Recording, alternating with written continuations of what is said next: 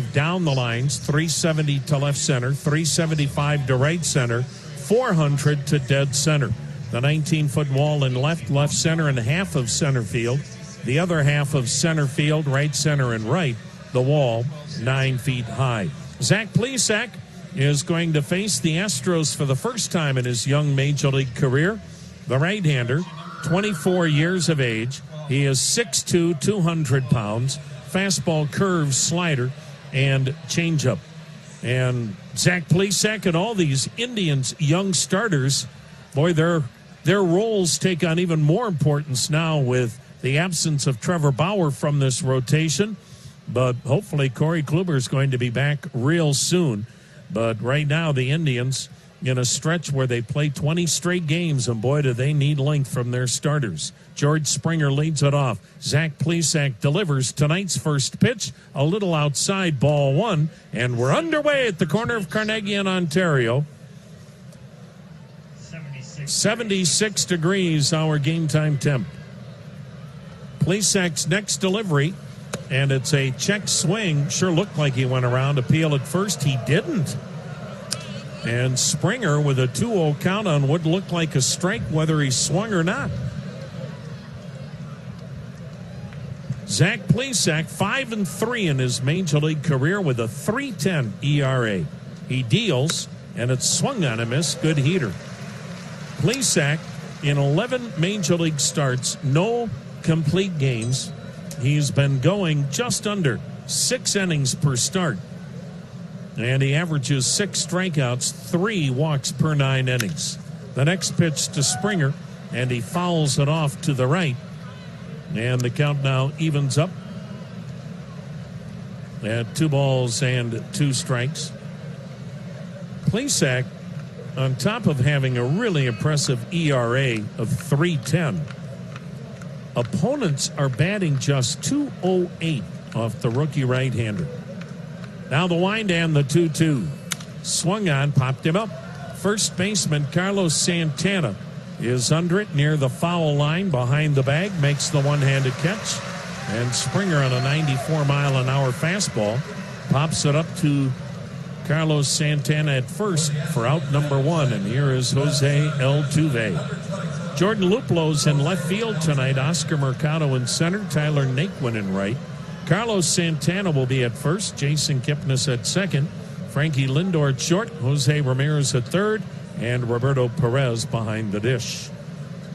Red-hot Jose Altuve banged out 3 hits last night. The wind and pitch, and it bounces in, ball 1. Altuve, in the last 9 games, is hitting .514. And that's how he can be. My goodness. When he gets on a roll, there's not a pitch he can't get a base hit on. The pitch to him. And it's off speed and a called strike, 1-1. On the year, Altuve is batting .300, 16 homers, 41 RBIs. 2 years ago, the American League's most valuable player. Now the wind and the 1-1, and a breaking ball dips low, ball 2, 2-1. Only Jose Altuve and Jeff Bagwell have ever been named the most valuable player wearing a Houston Astros uniform. Now, Bagwell won it when the Astros were in the National League in 1994, and 23 years later, Altuve won it in the AL. The pitch is high, ball 3, 3-1.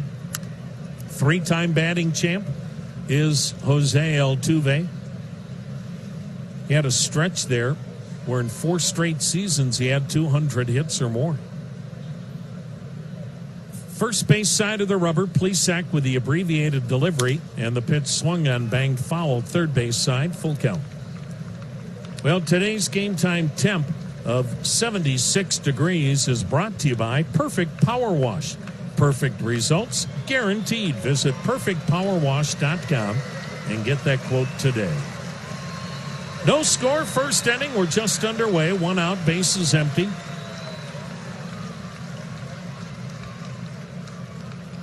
Altuve deep in the box, open stance, the payoff pitch.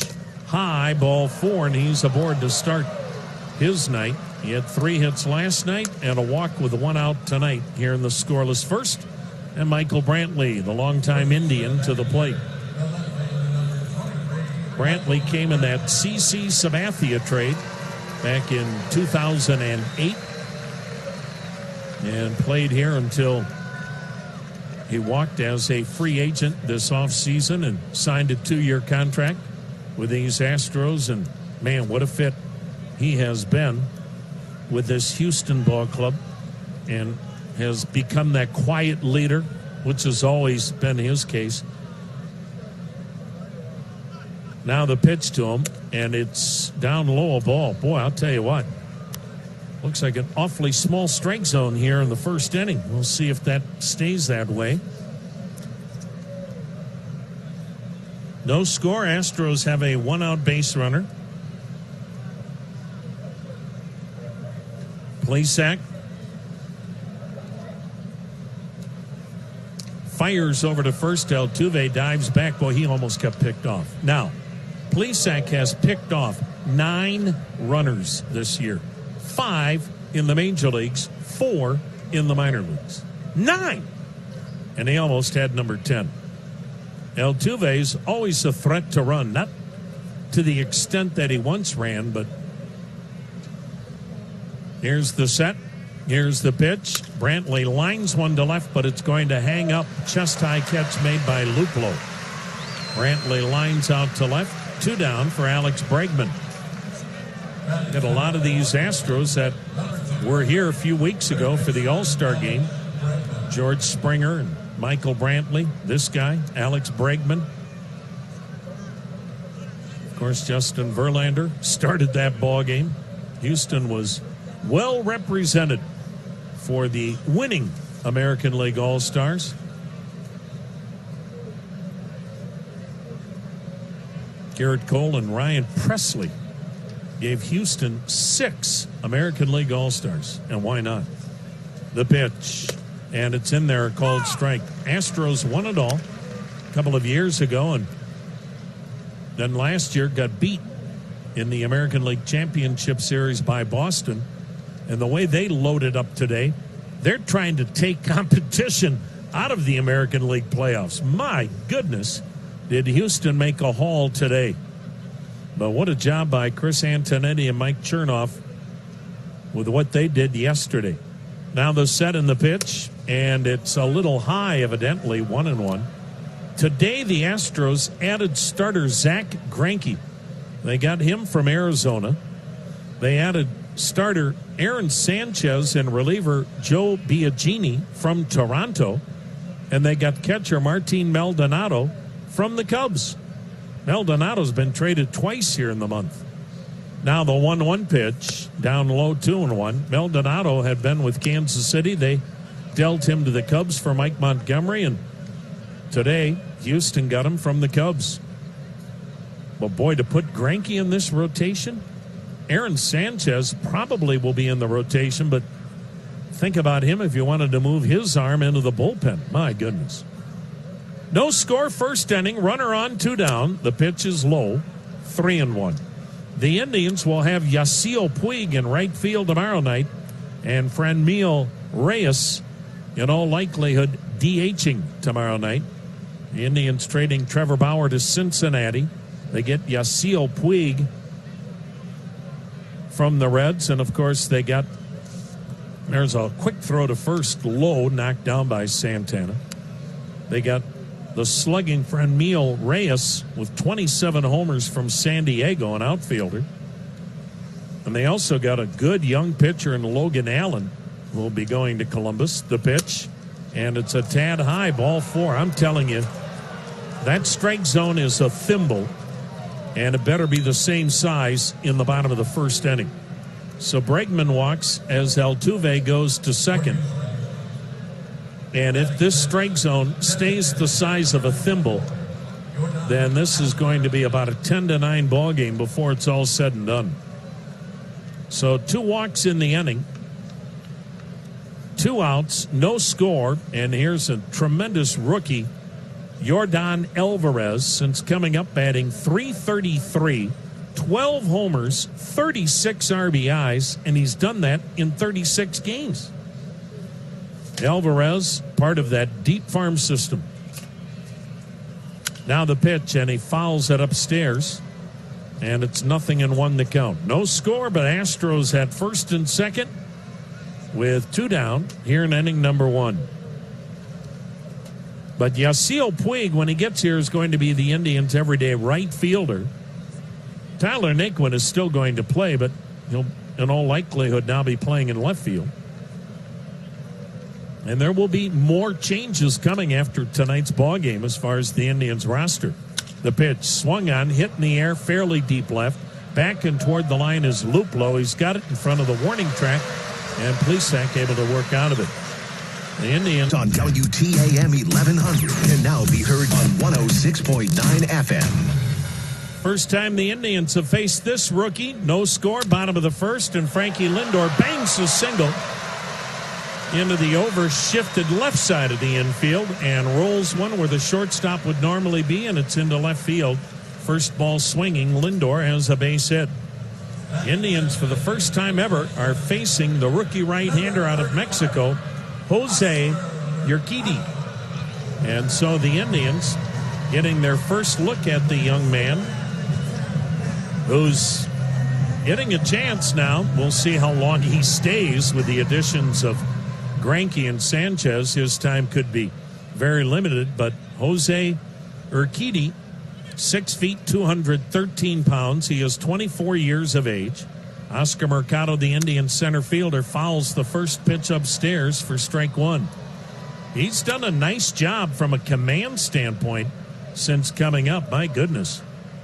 Urquidy is 1-0 with a 4.26 ERA in 4 starts. He's walked 3 major league batters. That's impressive.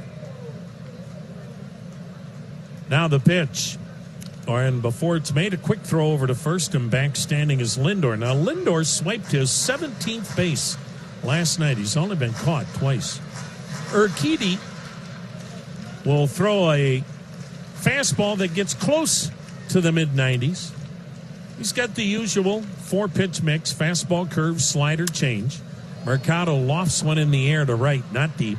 Toward the line is Reddick, and he's camped under it. And Oscar Mercado, coming in batting .290, is out number 1. That'll bring to the plate Carlos Santana, the switch hitter at first. He'll swing it left-handed tonight. Urquidy, in his 4 major league starts, 1-0, 4.26 ERA, 5 innings per start. He's averaging 11 strikeouts and 1 walk per 9 innings. So obviously he's got good stuff. Again, Houston always seems to be in an overloaded infield shift. They are this time to the right, and Santana takes a strike on the knees at the outside corner. Bregman, the only infielder on the left, he's on the cut of the grass, literally halfway between third and second. The other 3 infielders on the right side, the outfield a bit toward right, medium deep. Toss over, Lindor back standing. Michael Brantley's in left, George Springer in center, Josh Reddick in right. Yuli Gurriel at first, Jose Altuve at second, Carlos Correa at short, Alex Bregman at third, and Robinson Chirinos, the catcher. Now, Chirinos has only thrown out 19% of the would-be base stealers. The pitch, swinging and a foul back, 0-2. It's part of the reason why they went out and got Martin Maldonado. That guy just simply shuts down run games. Carlos Santana batting .280, leads the club in homers 22 and in RBIs 57. And the Indians certainly will have a different lineup from a power standpoint starting tomorrow night. The pitch, high and wide, in the count 1-2. The Indians are 11th in the league in home runs, but they're adding 2 guys that have both done a lot of damage with the long ball. In fact, the Indians are the first team to ever acquire 2 players that each have 20 homers or more in a season. That's incredible. Now the 1-2. Off speed, missed outside with a changeup, 2 balls, 2 strikes. What's impressive about Franmil Reyes, He hit 27 homers with the Padres, 17 at Petco. That's a great pitcher's park. So that's big boy power when you're hitting that many home runs in that ballpark. Now the toss to first and back standing is Lindor. And, of course, we know what Yasiel Puig is capable of doing.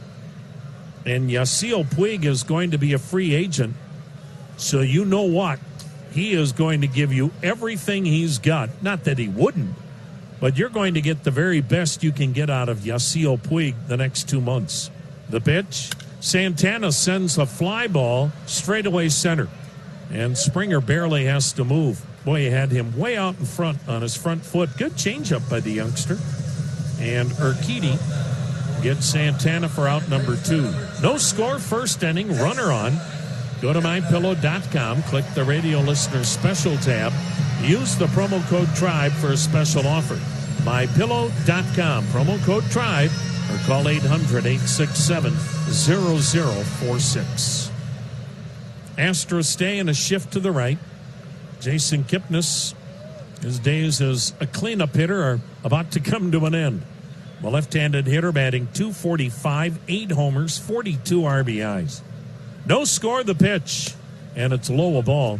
Kip was saying in the clubhouse tonight, he said he can't wait for Puig to get here. He's gotten to know Puig over the years, and he said he is a tremendous teammate, a fun guy. He said he's going to really be good for this ball club. And everything you hear about Franmil Reyes, the pitch, outside, a changeup miss, 2-0.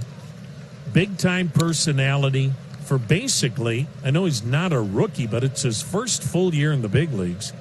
And Reyes seems to be one of those just big, lovable teddy bears. He's big. He's 6'5", 280. But just a gregarious personality. He's out of the DR, has done a great job learning English. He's got that extroverted personality. And the word was that his teammates in San Diego were devastated to hear that Reyes was being traded to Cleveland. Now the step off by Urquidy. No score. Lindor not taking much of a lead at first. 2 down. Now the 2-0 pitch, and it's down and in, 3-0. And you've got a Hall of Fame manager who is the best at being able to handle any kind of a clubhouse, but you add 2 big-time personalities, they'll have no trouble fitting into this clubhouse. And the Indians are really, when you talk to the players today, really excited about what is going on. Now the 3-0, and it's a called strike, 3-1. Always dangerous when you're this time of the year and you're having a good year and you're on the run. The Indians have been on to bring in personalities, but the Indians obviously really did their homework in that regard. And again, when you've got Terry Francona as your manager, you know things are going to work out, and it'll be a seamless transition. The pitch, Kipnis sends one foul down the left side, full count. So Lindor will be off at first with 2 down on this next pitch, no score. This club has really created an identity and a personality, and sure sounds like these guys will fit in perfectly. Yeah, Roberto Perez was saying it took a little bit early in the season. It just took a while to get that good feeling, but he's not the least bit concerned about the players who are coming in, fitting in. Now Gurriel playing behind Lindor. And the payoff, fouled back, and Kipnis stays alive at 3-2. No score, first inning. Well, the Indians can use some thump tomorrow night. Garrett Cole, who was as impressive as you've ever seen in the playoffs last October. He'll go against Danny Salazar, who's finally going to be back pitching for the Indians. And, well, they'll let Danny go as long as he can, probably in that 75, 80 pitch limit. The payoff, again fouled back. Boyd visiting with Corey Kluber in the clubhouse tonight. He is so upbeat and so excited where he is now. He'll pitch that sim game on Saturday, and then he feels he'll be ready to go out and pitch in the minor leagues next week. But Corey was saying, look, I don't know how many starts I'll need down below. That will work itself out. But Corey Kluber is going to be back here in the not-too-distant future, and what a pickup that'll be. Kipnis swings, drives one right to right. The line drive will be caught by Reddick, and that'll do it for the Indians. Let's face it, Corey. The Indians and the Astros, no score, second inning. Shortstop Carlos Correa leads it off. Righty-righty matchup. Zach Plesac zings one in there, strike.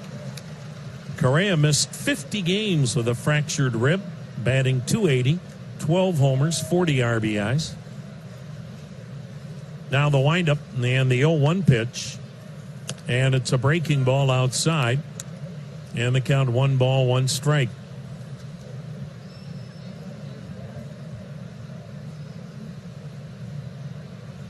Zach Plesac into the motion.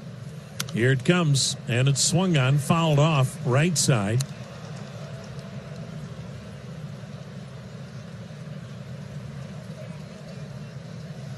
One ball, 2 strikes. Astros a winner last night behind Justin Verlander, 2-0. Down the 1-2. Swung on, hammered to deep left field. This is headed for the wall, and it gets over it. 1-0 Astros, Correa's 13th homer. A line drive home run that cleared the 19-foot wall in left. And Houston with the early 1-0 lead here in inning number 2. Plesac has given up his 11th homer in 12 Major League starts. That'll bring up the hottest hitter in baseball, Yuli Gurriel. In the month of July, Gurriel is batting .404, 12 homers, 28 RBIs this month. Now the wind and the pitch, and he bangs it up the middle behind second, fielded by Kipnis. He'll throw out Gurriel, the Indian second baseman, on a smash back up the middle to get him. 1 down. Here's Josh Reddick, the left-handed hitting right fielder, batting .278, 10 homers, and 35 RBIs. Zach Plesac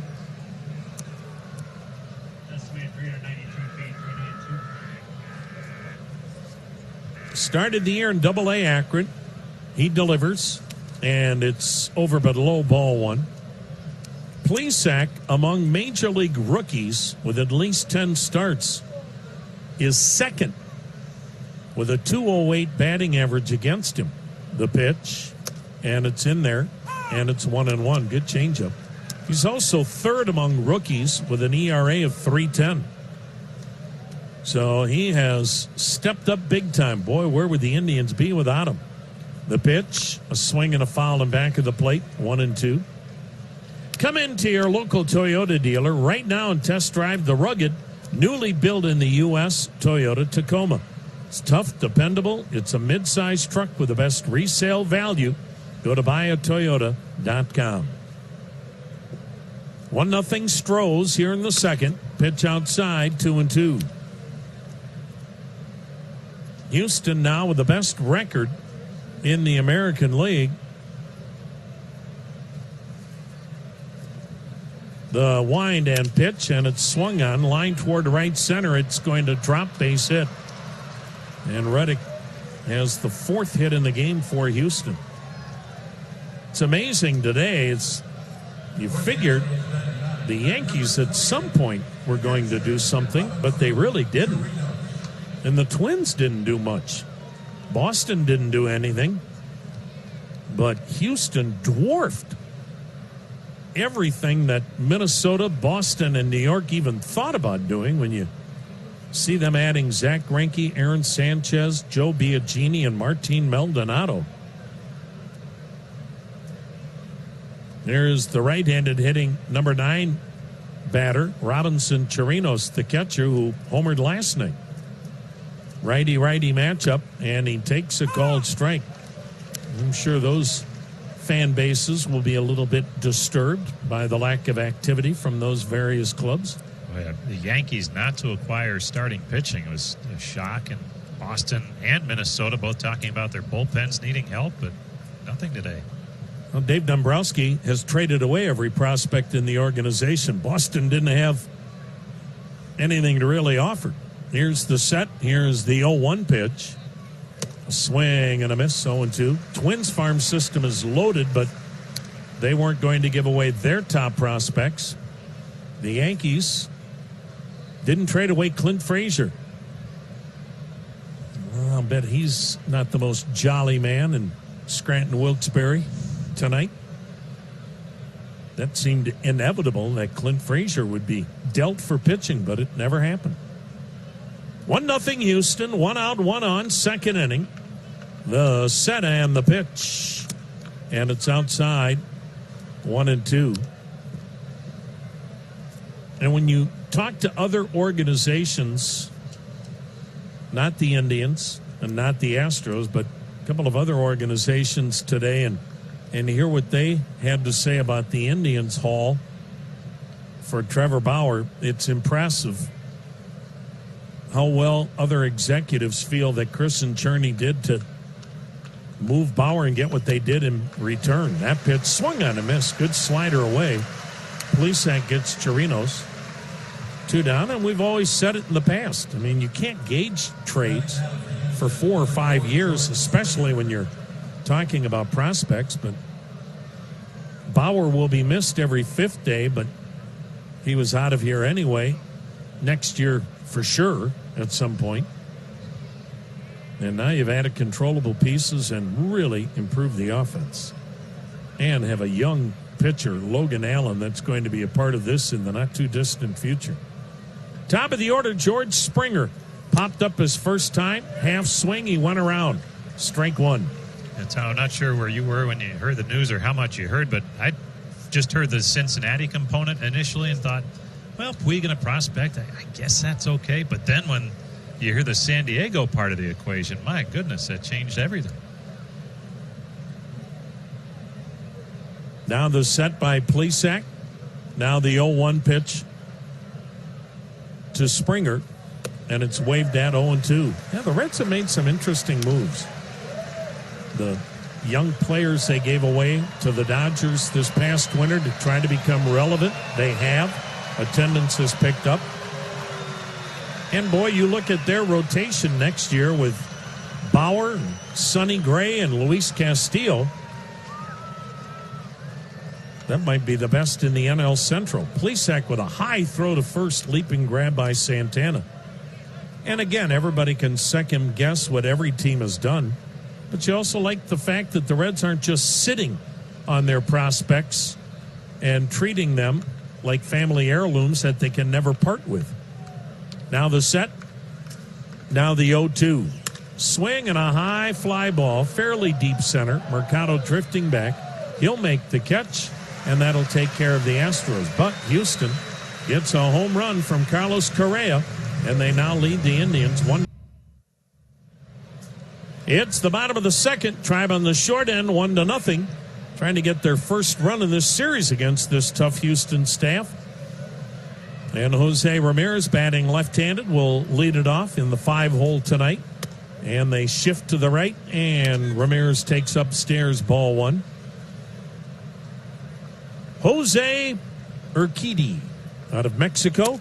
He misses inside, ball 2, 2-0. Urquidy did not pitch at all in 2017. The infamous Tommy John reconstructive elbow surgery. He delivers wide, ball 3, 3-0. But he came back last year and was able to get into 13 games. They really monitored his innings, the pitch, in their strength 3-1. You miss all of 17. They only allowed him to pitch in 57 innings last year, but he was really good and even better this year. Now the wind and the pitch, and it's fouled back, full count. Urquidy was signed in 2015 out of Mexico, 24 years of age.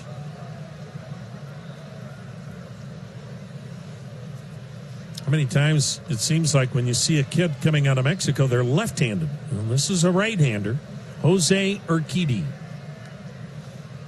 Now the wind and the payoff. A swing and a line shot toward the gap in right center. A long run for Springer. Dives and made the catch. Oh, what another terrific play by center fielder George Springer. A running, diving catch in the gap in right center to take an extra base hit away from Oscar Mercado. I beg your pardon, from Jose Ramirez.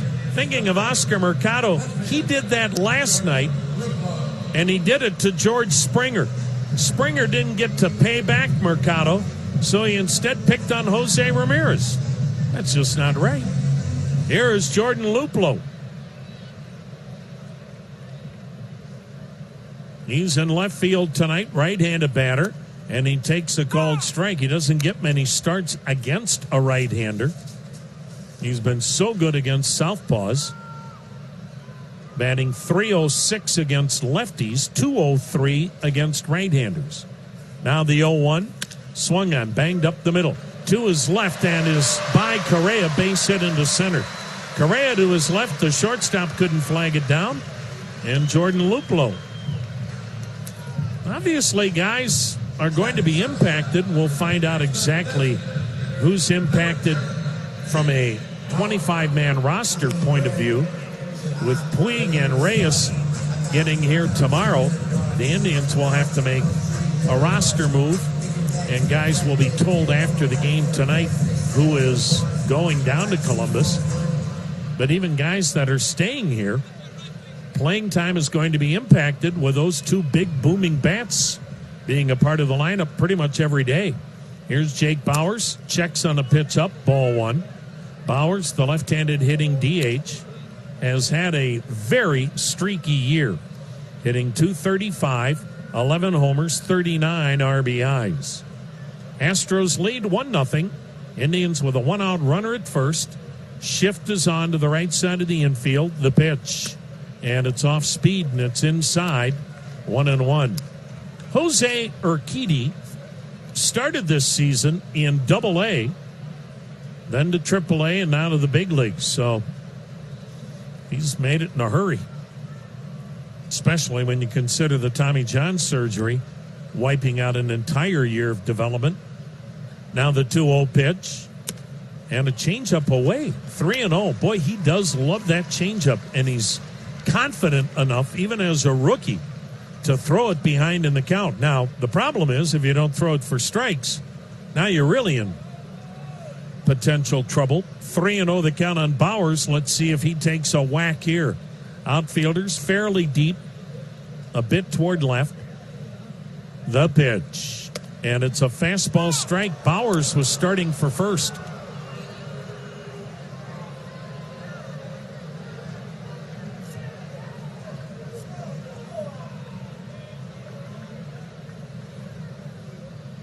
Three and one the count now in the Indians' left-handed hitting DH. Urquidy from the first base side of the rubber sets and deals. Bauers swings through a fastball at 92 miles an hour. Full count. Bauers looking there like he's really trying to pull a ball and pound one into the seats and right. When he's at his best, he's really stayed on the ball and driven it the other way.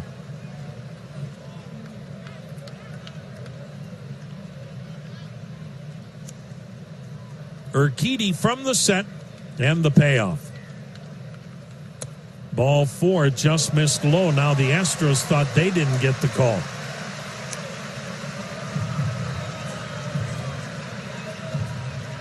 So Luplow goes to second and Bauers goes to first. And there are two men aboard. One down, 1-0 Houston, and catcher Roberto Perez batting .237. 16 homers, 40 RBIs. Sugardale Dollar Dogs on Friday night. Indians taking on Mike Trout and the Angels. And a big fireworks show afterwards thanks to Blaster Corporation. Tickets at Indians.com or use the Ballpark app. Indians trying to get on the board for the first time in this series, down 1-0 here in inning number 2. The pitch. Breaking ball in there, strike one.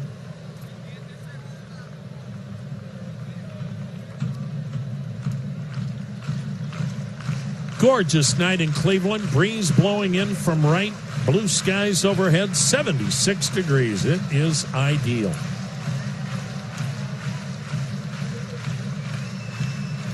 Now the set and the next offering. Breaking ball way outside. And the count 1 ball, 1 strike.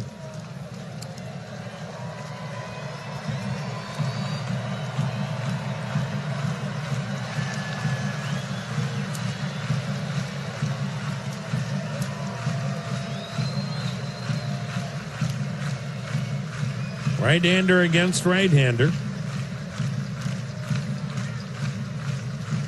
The set by Urquidy and the pitch. And it just did catch a corner at the knees. Perez backs away in disbelief. And, well, obviously the home plate umpire, Chris Siegel, is very inconsistent tonight for both teams. Nobody knows on either side of the board what's a strike, what's a ball. That's a tough way to play this game, and it's both tough for the hitters and the pitchers. The pitch, curveball outside, that one we could call. It was in the other batter's box. And the count 2-2.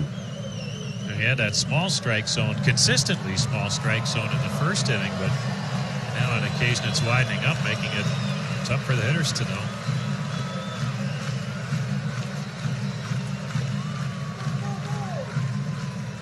Urquidy's 2-2 pitch. Swing and a high fly ball, deep right center. Springer's back, track, wall, gone!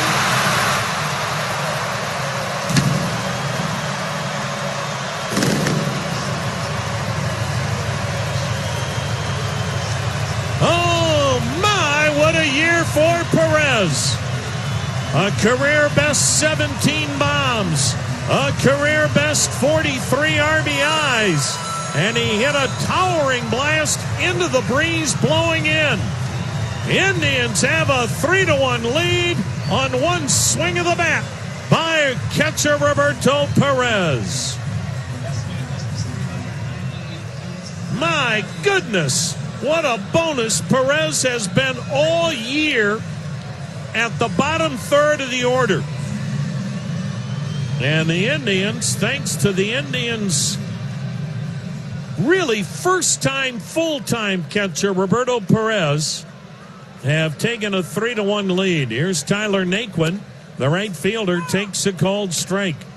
Outside of Yuli Gurriel, Naquin's probably having the best month of April of any hitter in the American League. I said April, I should say July. The pitch, and he fouls it back, 0-2. Here in the month of July, Tyler Naquin is hitting .414 with 3 homers and a dozen ribbies. Left-handed hitter and right. 1 out, bases empty, 3-1 Cleveland. Urquidy, the wind and pitch, and it almost nicked him. He jumped back, 1 ball, 2 strikes. That's only the 3rd home run Urquidy has allowed in 5 Major League starts. That is pretty darn good. The wind and pitch, and it swung on and missed. He got Naquin. Foul tip hung on to by Chirinos. And the first strikeout by Urquidy. 2 down here in the second. Top of the order, and Frankie Lindor. He singled to left his first time up when the Astros overloaded the right side of the infield. He hit a ground ball where the shortstop would normally be, and it was quickly into left field. Again, the shift employed, 3 on the right side. And now Bregman, the third baseman, is again halfway between second and third, but on the cut of the grass. The wind and the pitch. Lindor shows bunt, takes a strike. Indians 3, Astros 1. Second inning, 2 outs, bases empty. The pitch. Lindor shows bunt, then swings and misses. 0-2. Trying to play a little cat and mouse with Bregman, and now he's down in the count 0-2. Whether you're shipping from Cleveland or through Cleveland, Choose Global Transport, Northeast Ohio's preferred provider for transportation and logistics management. Lindor taking, it's a tad low on a changeup. 1 ball, 2 strikes. This kid doesn't waste any time getting back to work. Urquidy into the motion, and the 1-2. Lindor grounds one to the second baseman. Altuve will throw him out. But Roberto Perez with the 3-run homer to right center as Zach Plesac's been given a 3-1 lead. We go to the top of the third. Jose Altuve walked his first time up. Plesac the wind and the pitch. And Altuve looks at a called strike. Big inning now for Zach Plesac to try to keep that momentum. And it's a tough inning. Altuve, Brantley, and Bregman. The pitch. Up and in, a curveball that just didn't curve. 1-1 the count. Jose Altuve, the diminutive one, who plays like a giant. 5'6", 165. He is some kind of special. Now the 1-1 pitch. A swing and a shot foul down the left field side into the seats. 1 ball, 2 strikes. Zach Plesac, what a month of July he has had. He is 2-0 this month in 4 starts with a 1.93 ERA.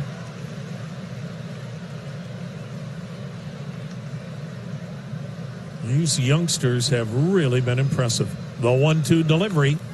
Swing and a bouncing ball up the middle into center field, a base hit. It almost looked like Altuve ran up into the box a little bit and then just kind of flicked the ball back up the middle. Gee whiz, he's a magician with that bat. Let's pause 10 seconds for a station ID on the Cleveland Clinic Indians Radio Network. Rob Bailey in the newsroom. Joe Biden and Kamala Harris center stage for second presidential debate. More after the game on News Radio WTAM 1100 Cleveland. Tom Hamilton, Jim Rosenhaus, Stephanie Hagel, and Brian Matze on a gorgeous night off the lakefront. Tribe 3, Astros 1. Houston already 5 hits in this, I should say 3 hits in this game, 5 base runners. Brantley lofts one in the air to left, and it'll be pulled down by Jordan Luplow. Houston had a couple of walks in the first inning. They've had 3 hits, so 5 base runners, and yet the only run has come on the solo homer by Carlos Correa to left. Roberto Perez, the 3-run homer to right center. The Indians offense, 1 down in the third. Tribe 3, Astros 1. The cleanup hitter, Alex Bregman, walked his first time up.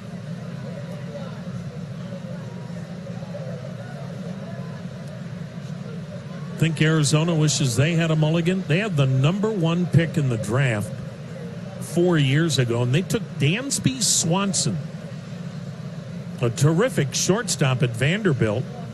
They've already traded him to Atlanta. The pitch, and a breaking ball strike. Houston had the number 2 pick in that draft, and this is who they took. And that's not to disparage Dansby Swanson, but you draft him number 1 in the draft and then trade him? That doesn't happen very often. Now the 0-1 pitch. Swing and a foul tip into the glove of Perez, 0-2. Swanson's the everyday shortstop for the Braves, but I don't think there's any question you'd take Bregman. Oh, absolutely. And then Arizona didn't get much back from Atlanta. No. Or Shelby Miller? Yeah, so it's been all the way around a bad deal. Which is why Mike Hazen is now the general manager of the Diamondbacks and the former Indian executive doing a great job. Now the set by Plesac in the 0-2 pitch. Swing and a liner to right, base hit on an 0-2 pitch. A base hit the other way by Bregman. Altuve stops at second. The Astros are just relentless with this lineup. And like they needed another impact bat, well, they got it in this kid, the rookie, Yordan Alvarez, a left-handed hitter. He flied out to left. Alvarez hitting .333 with a dozen homers, 36 RBIs. He bats with 2 men aboard, 1 out. Indians with a 3-1 lead. Alvarez is a big man, 6'5", 240. The set, the pitch, and it's a little bit high, ball 1. He is out of Cuba. They got him from the Dodgers for Josh Fields 3 years ago. Wow. That's a heck of a pickup by Houston. Now the set. Now the 1-0. And I guess it was low. Ball 2, 2-0 the count. Altuve at second, Bregman at first. 1 down, Houston batting in the third, trailing the Indians 3-1. Alvarez spread at the plate, slightly open, bit of a crouch. The pitch. Ooh, change up. A little outside, evidently. 3-0.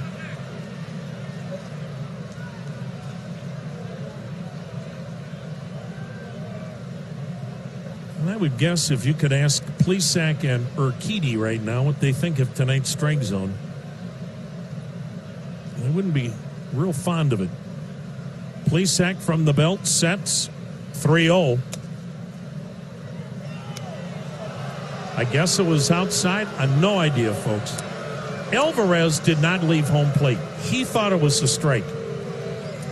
And the bases are loaded. And Plesac's walked 3, and it's not like he's wild. Here's Carlos Correa. Ripped a solo homer to left. His first time up. His 13th homer of the year. Astros all over the map. Bases loaded, 1 down, 3-1 Cleveland, third inning. Carlos Correa. He's a former first-round first pick.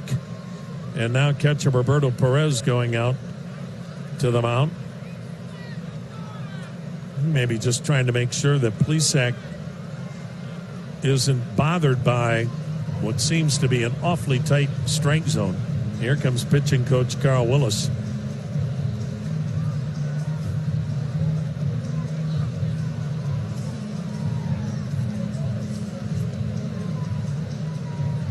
We are pleased to be joined by Indians President Chris Antonetti.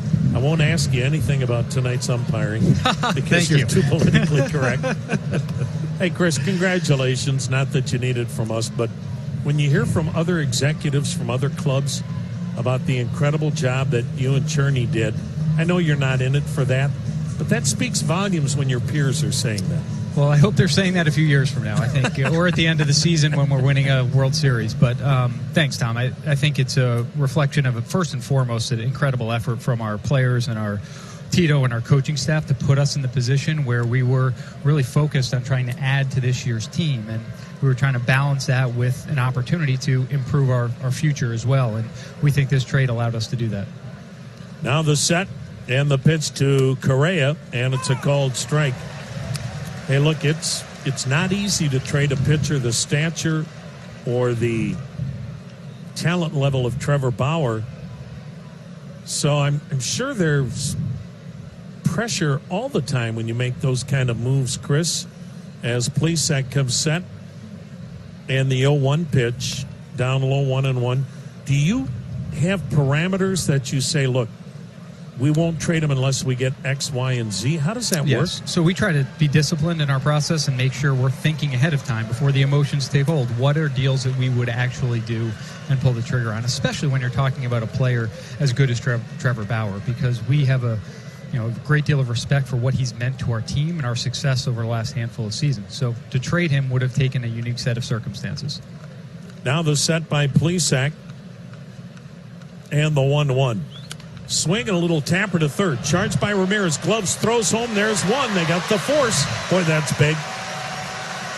So Altuve is forced out at the plate.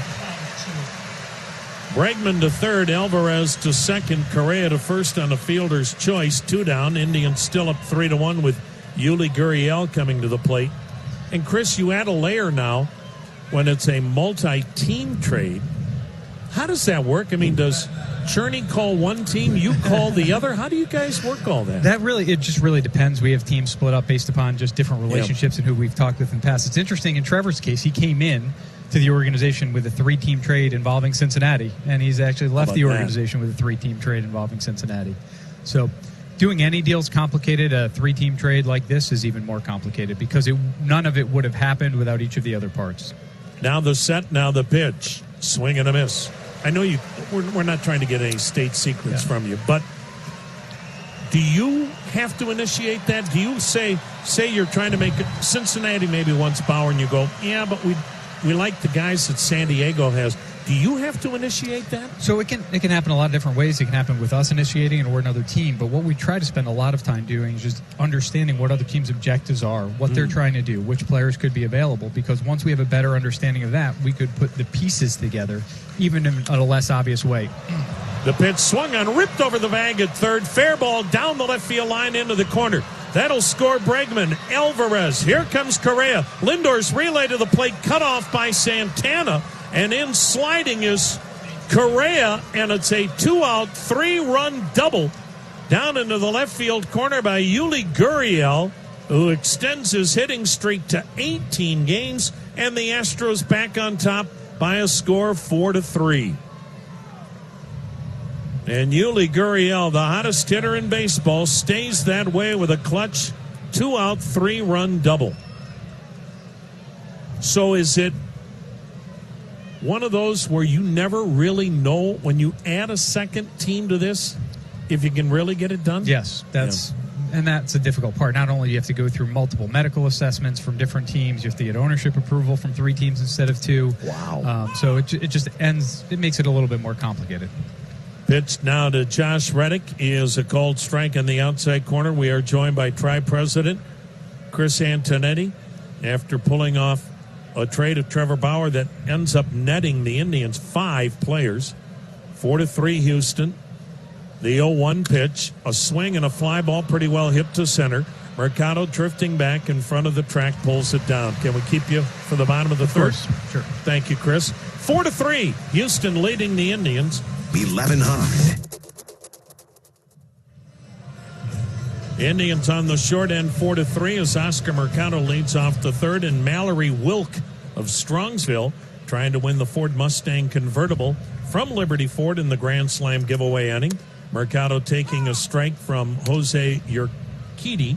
Again, go to libertyford.com. Your chance to win a Ford Mustang convertible if the Indians hit a grand slam in the third.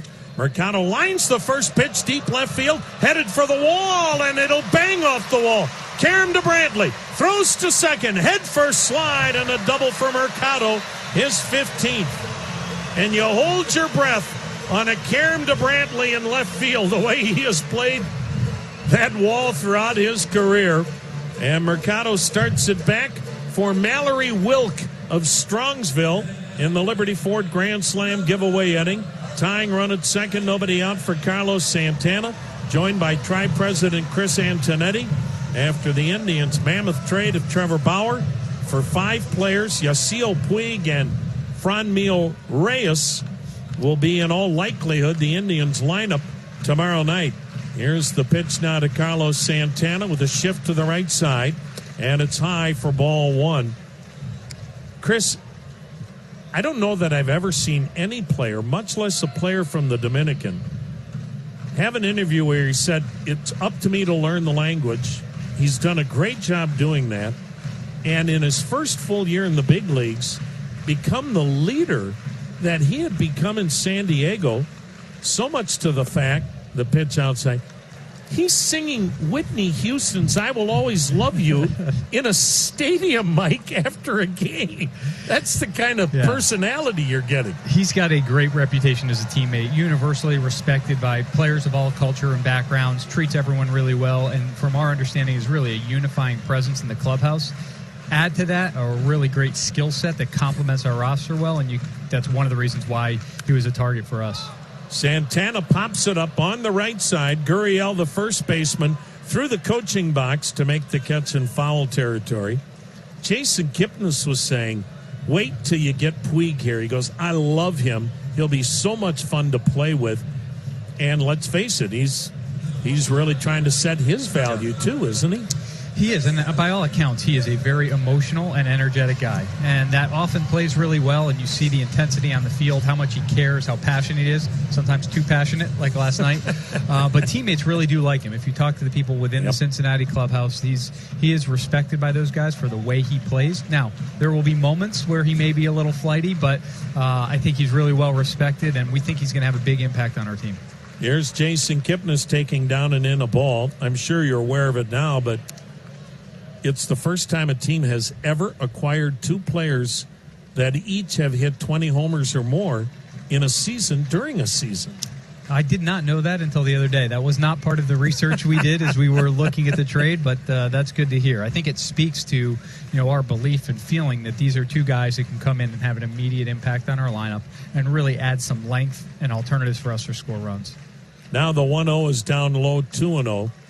Why is it so hard to find right-handed power hitting? Because everybody's looking for it, and you got two.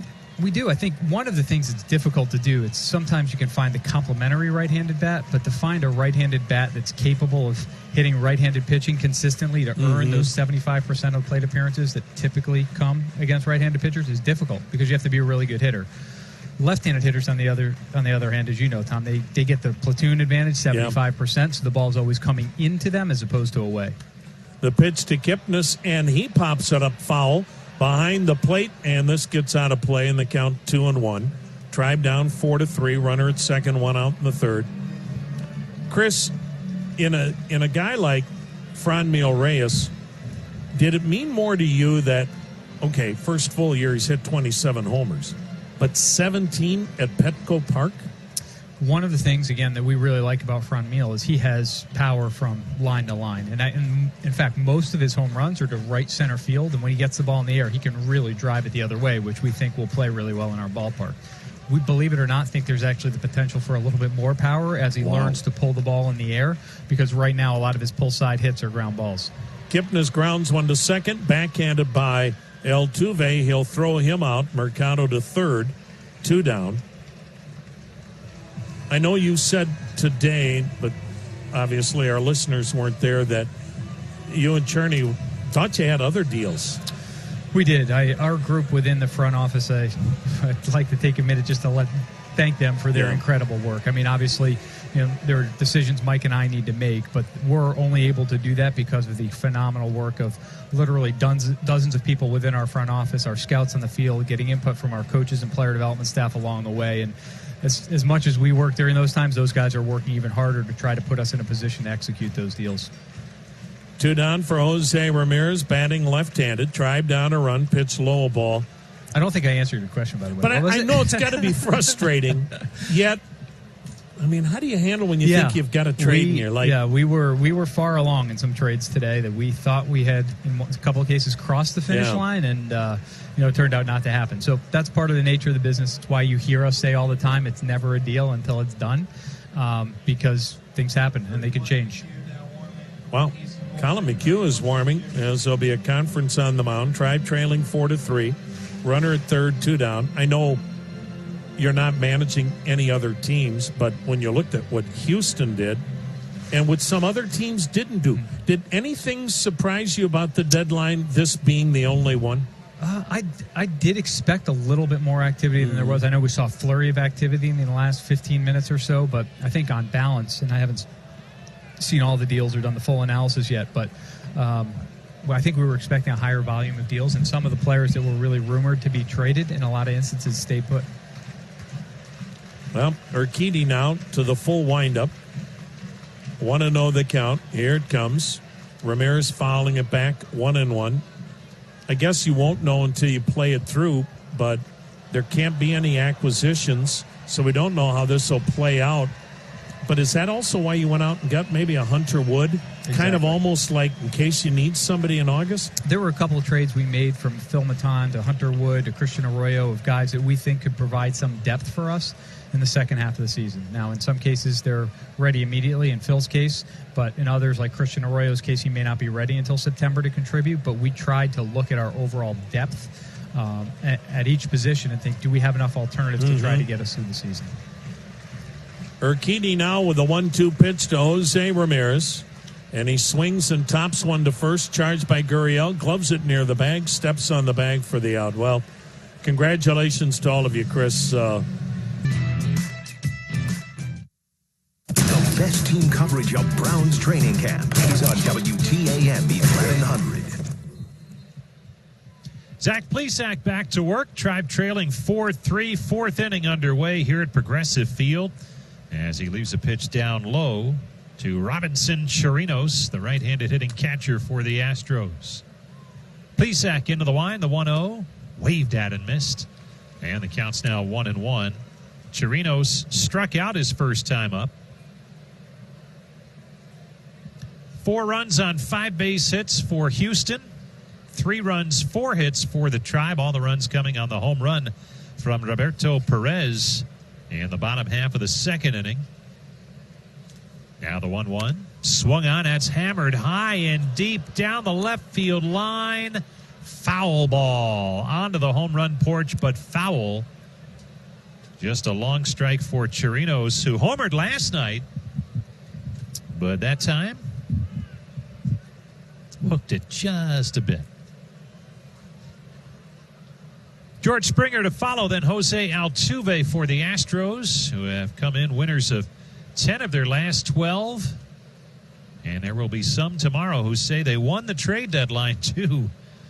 Man, 4 separate trades today for Houston to bolster mainly their pitching staff. Here comes the 1-2 pitch. Outside, 2-2 the count on Chirinos. Plesac's allowed those 4 runs on 5 hits. Along the way, he has walked 3, and he has struck out 1. Now the 2-2 from Plesac. Down low and outside, ball 3.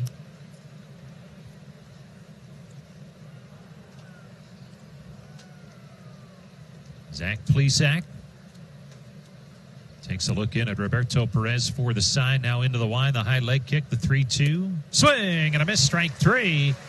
Got him with a pitch low and outside. Chirinos could not hold back. He's a strikeout victim. Second time tonight. And we'll make that our Ohio Cat strikeout of the game. Ohio Cat, your authorized Caterpillar equipment dealer. Check them out at ohiocat.com for all of your new, used, and rental equipment needs. Top of the lineup, George Springer steps in. Springer, 0 for 2. He has popped to first, fly to center. Here's the pitch. Breaking ball on the inside corner for a strike. And Plesac trying to battle through now. He allowed the runs, 3 of them last inning on that bases loaded double off the bat of Yuli Gurriel. The 0-1. Down low, 1-1. He's at 64 pitches now. And he's trying to get this thing fairly deep into the ball game with the knowledge that Danny Salazar will be on a pitch limit tomorrow night. Here's the 1-1. Swung on, ground ball, third base, foul. So it's 1-2 on George Springer. Center fielder who has really become a tremendous major league outfielder, and boy, it seems like he is at his best in the postseason. World Series MVP the year that the Astros won it 2 years ago. Now the 1-2 delivery. Swung on, a chopper, foul again outside of third. And we'll do it again on 1-2 to Springer. Visit your Northern Ohio Buick and GMC dealers. They still have those exceptional offers on all 2019 models. 1-2 the count on Springer with 1 down, bases empty. 4-3, Tribe trailing. Here's the 1-2. Just a bit low. Oh, my. Not by much, but again, Plesac does not get the call, and he has not gotten many tonight from home plate umpire Chris Siegel. That had the plate, but Siegel said a little low. The 2-2. Swung on, ground ball to third. High hop, hauled in by Ramirez. Throws to first, just in time on a close play. Tough hop handled by Ramirez. 2 up, 2 down for the Astros. Tribe Baseball's always live with MLB At Bat. You can follow the action with game tracking, live radio, up-to-the-moment stats, and much more. Download MLB At Bat today. It's your #1 app for Tribe Baseball. Well, here's Altuve. Jose Altuve in some kind of stretch right now. He has walked and singled tonight. Came in inning 5-14 in his last 9 games, and he has continued that tonight as Plesac fires a strike on the inside corner. Altuve last 31 games coming in, hitting at a .373 clip. Here's the 0-1. Fastball upstairs, and the count's now 1-1. Altuve missed some time earlier this year, had a knee issue.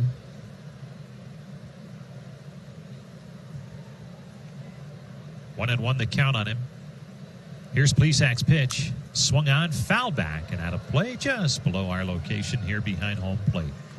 On a beautiful night in downtown Cleveland. Clear skies, 76 degrees at game time, a light breeze. Boy, just perfect baseball night here downtown. Jim Rosenhaus along with Tom Hamilton bringing you all the action of the Tribe and the Astros. Stephanie Hagel, our on-site engineer. Brian Motze back at command center. The 1-2 up high, 2-2. Tried to get him to chase the fastball a little bit too far outside of the zone. 2-2 the count now on Altuve.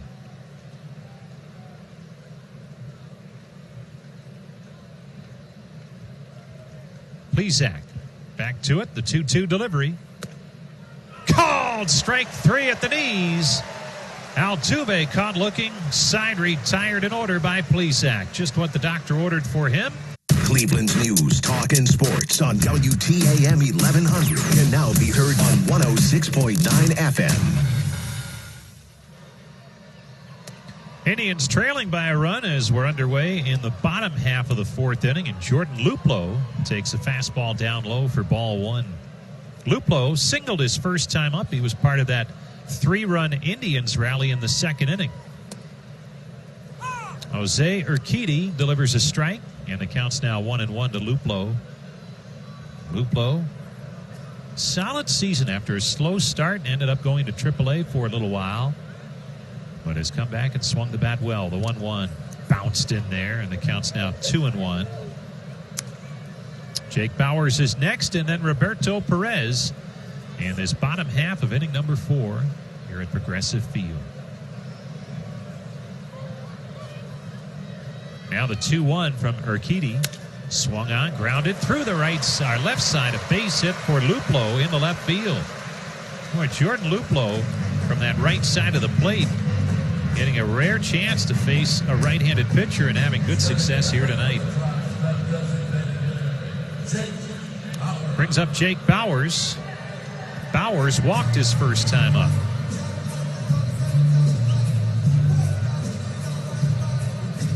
Bauers, the designated hitter tonight. Left-handed batter facing the right-hander out of Mexico, Jose Urquidy, who sets at the belt. Here's his pitch. Fastball just outside, ball 1. Now, I mentioned earlier about the start to this season in the minor leagues for Urquidy. This is 5th pro season, the 4th healthy season for him. But the first year that he had pitched above single A, and here he is in the major leagues, the 1-0. Swung on, foul back, and the count's now 1-1. There are more high-profile pitching prospects in the Astros system, but this guy just kept getting outs.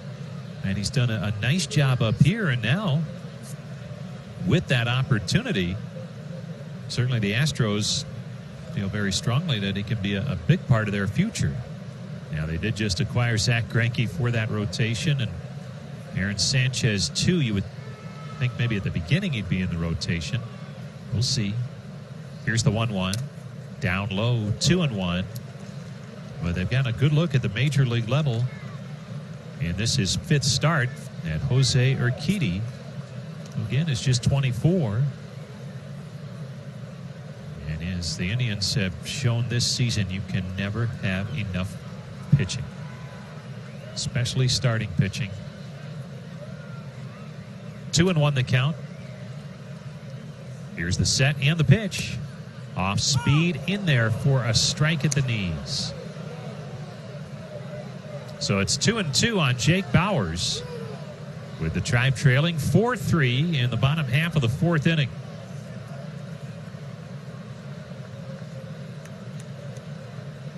Infield with that shift on for Bauers, 3 on the right side, and Bregman giving away a ton of the line at third. Here's the pitch. Just missed inside, and the count's now 2-2. And Robinson Chirinos, the catcher, almost fell over. He thought that was strike 3. Join the club. 3-2 the count on Bauers. See if he can stay up the middle here. That's where he's been so effective. Middle, left side. The 3-2 swung on, ripped foul outside of first. Had a pitch he could pull that time as Urquidy came inside on it. Time for your Cleveland Indians memorable moment. It's brought to you by the Nissan team. Bedford Nissan and Mentor Nissan. This date back in 1999, a memorable one for Roberto Alomar. A couple of home runs and 5 runs driven in a win over the White Sox, 13-10. The 3-2 swung on, popped him up. Third base side of the infield, into foul ground goes Bregman, and the third baseman makes the catch for the first out in the inning. So 1 down, and here's Roberto Perez. Get you our injury report this half inning. It's brought to you by the injury lawyers at Elk & Elk, a proud partner of the Indians. For a team of injury lawyers who protect every client every day, call 1-800-ELK, Ohio. And still good news on the Corey Kluber front, scheduled to face hitters on Saturday after a good bullpen yesterday again. And if all goes well when facing hitters in a simulated game of sorts on Saturday, next step, rehab assignment, games in the minor leagues. Here's the pitch, and Perez takes it on the outside corner, strike 1. Roberto Perez hit home run number 17, his first time up in the second inning. We had him on the warm-up show tonight, and he said the biggest key to his season and success, just consistency. Doesn't worry about the results, just tries to keep that same plan each day. The 0-1 swung on. There's a chopper to third. Bregman goes to first, and it's in time for the out. Moving up on the play is Luplow on that chopper to third, but now there's 2 down. But Roberto saying, it's everything from making sure he hits the trainer's room so they can keep him on the field to really working on that up-the-middle approach during batting practice and trying to carry that into games. And it hasn't always worked out for him for certain stretches of time, but easily the best offensive season in Roberto Perez's career. And a similar type year going for Tyler Naquin after injury-plagued seasons the last 2. He's had a big season at the plate. Struck out his first time up tonight. RBI situation for him here. The pitch. Swing and a miss. Strike 1. Good fastball that time by Urquidy at 91 miles an hour. But with that good changeup, it looks quicker than that. And Naquin a little late on the hard stuff. Came in hitting a shade under 300 at 298. Left-handed batter. Tying run in scoring position. That's Luplow here in the fourth. Here's the pitch. On the outside corner for a strike. Now the count now 0-2 on Tyler Naquin. Other injuries. Dan Otero and Carlos Carrasco both shifted to the 60-day injured list as both trying to work their way back from very much different ailments. Here's the 0-2. Swung on, and there's a high fly ball to right near the corner, fairly deep, but room for Reddick, who makes the catch on the run in fair territory. Tomorrow morning, WTAM 1100.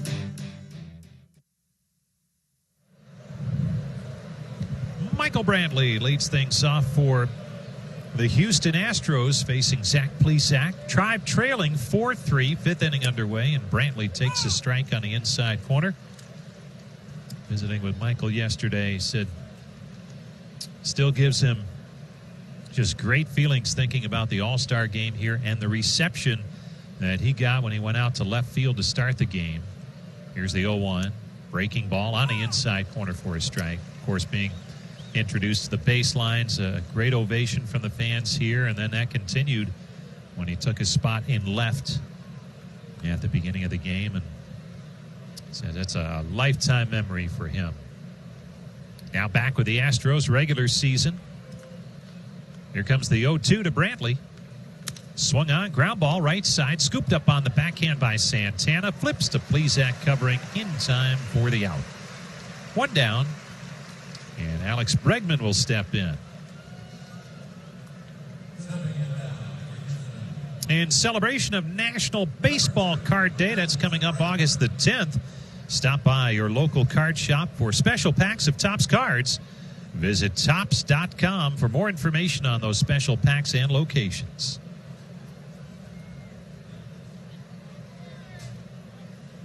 Here's Alex Bregman. He has walked and singled in 2 trips. The pitch from Plesac. And it's a strike called on the inside corner. 0-1 the count on Bregman. It gives you an idea what Bregman means to this team and how numbers can be deceptive. Here's the 0-1. Swung on a cue shot. Foul, and it's rolling toward fair territory, but ends up foul past the first base bag. That had a ton of English on it as he caught it off the end of the bat, and then the cut of the base paths to the grass in foul territory almost pushed it back into fair territory. Carlos Santana certainly waited long enough to see. Bregman needs a new bat. Hey, this year the Ohio 529 plan and the Indians have teamed up to present a $10,000 college savings award to a Cleveland Metropolitan School District student. Visit collegeadvantage.com/Indians to enter the sweepstakes.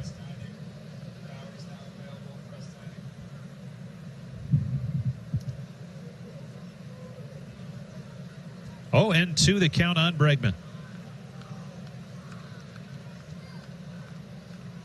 Here comes the pitch from Plesac. Low and outside. Ball 1. 1-2 the count on Bregman with Yordan Alvarez waiting on deck.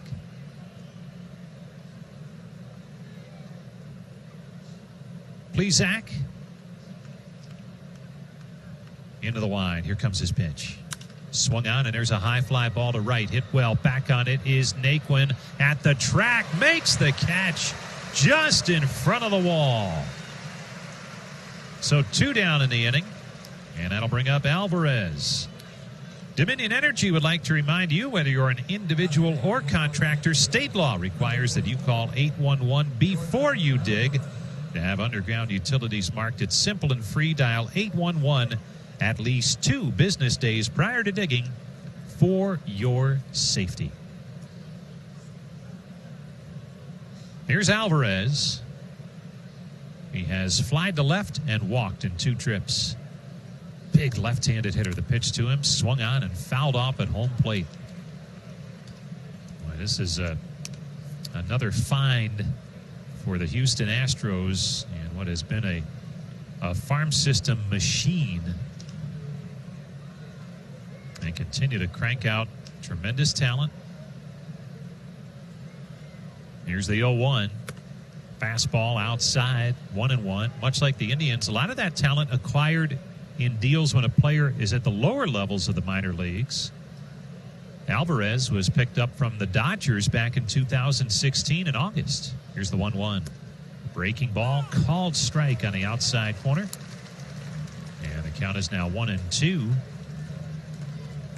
And he had actually been playing in the Dominican Summer League, so the lowest rung of the minor league ladder when they acquired him. Here's the 1-2.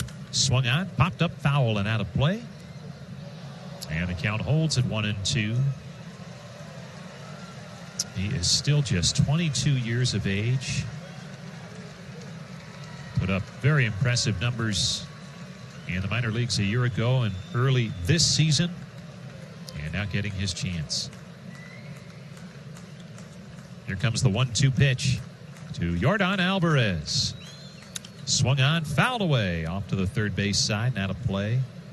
Alvarez already was named Rookie of the Month in the American League for the month of June.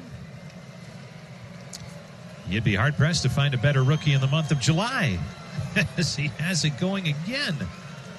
He may be back-to-back Rookie of the Month candidate. Here's the 1-2. Outside, 2-2. This month, he's hitting .347 with 5 homers and 15 runs driven in. Open stance from that left side. Here comes Plesac's 2-2. Just down low. Oh, my. Well, Perez is trying to frame these pitches. They're a little bit low and pull them up. But he really didn't have to there. Ruled a ball. Plesac, by the way, trying to make it back-to-back, 3 up, 3 down innings. And we've seen this before from him. He may get in trouble early, but then really settle in. The 3-2. Swung on, ground ball right side. Diving stop, Kipnis. To his feet. Throws to first, and he got him. Oh, what a play by Jason Kipnis. And indeed it is a 3 up, 3 down inning for Plesac. We have Francisco Lindor will lead things off for the Indians as we head to the bottom half of the 5th inning.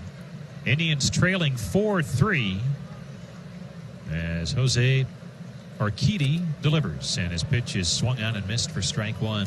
Lindor singled to open the 1st inning. Last time up in the 2nd, he bounced to 2nd.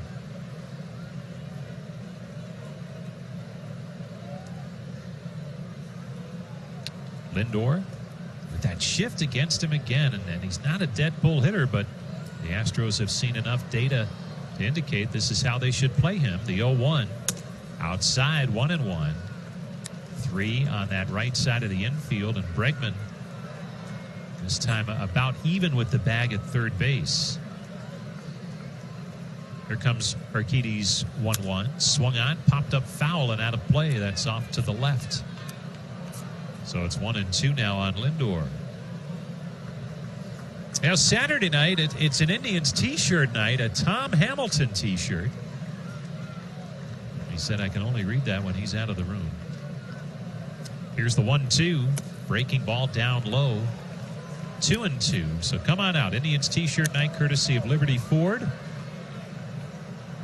Get to the game early. Pre-game in the district presented by Miller Lite. Great fireworks after the game from T-Mobile. That's Saturday Here's the 2-2. Down low, 3-2. Get your tickets at Indians.com. Or by using the ballpark app. Or just email Hammy. He'll hook you up with the t-shirts and tickets. Take care of you.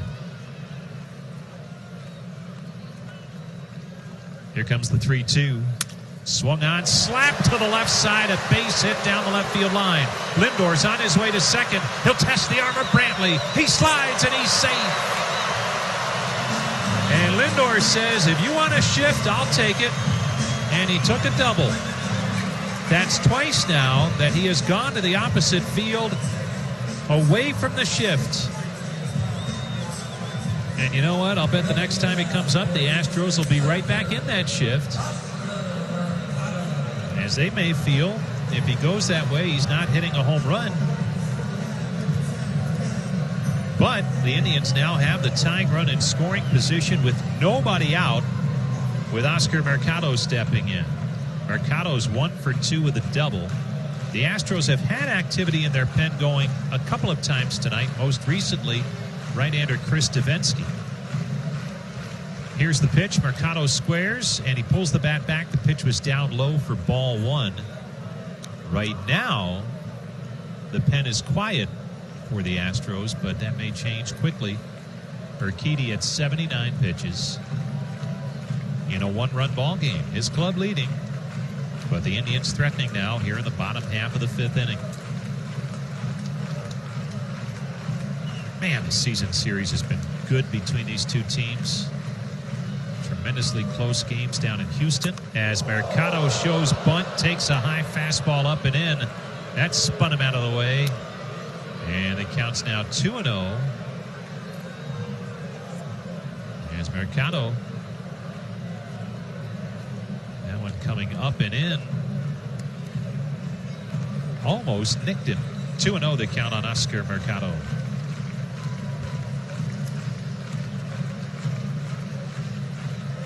Long look in by Urquidy. Now he's ready. Here's the pitch. Fastball strike on the outside corner. 2-1 the count. Mentioned earlier, Urquidy in his 5th major league start. Be interesting to see how many more there will be. As earlier today, the Astros made 4 trades today. The big one, they picked up Zach Greinke from the Diamondbacks. Here's the 2-1. Another bunt attempt. This time he gets it down in front of the plate. Throw to third. Safe at third. Lindor beat the throw in the tag attempt by Bregman. As Chirinos, the catcher, raced out in front of home plate, picked up the bunt still on the dirt, and he had a play at third. He fired it that way, but the ruling on the field is safe. We'll see if the Astros want to challenge. It'll go as a fielder's choice. No challenge by the Astros. Indians have runners on the corners. Nobody out here in the 5th inning. Yeah, they had a lead earlier, did the Indians, on the 3-run home run from Roberto Perez. That made it 3-1 in the 2nd. But Houston came right back on a 3-run double from Yuli Gurriel an inning later to take the lead, and that's stood since. Carlos Santana trying to change that right here. Santana is 0 for 2. Urquidy sets at the belt, delivers, and Santana takes strike 1. 0-1 the count on Carlos Santana. He has been since day 1 this season one of the Indians' most consistent hitters. 57 runs driven in. Tops in the lineup. 22 homers. Tops in the lineup there. And help is on the way in the form of Yasiel Puig and Franmil Reyes. Here's the 0-1. Swung on. There's a high fly ball to right. Way back there. Home run, Santana.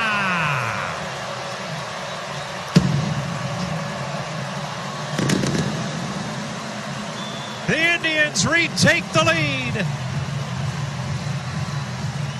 6-4 Tribe on number 23 from Carlos Santana. What a year it has been for Santana. Seemingly every time the Indians need a big blow, he comes through. And this is a rarity. A very good pitching team, the Houston Astros. But tonight, the Indians posting a 6th spot, and we are only in the 5th. Here's Jason Kipnis. Flying to right, bounce to second.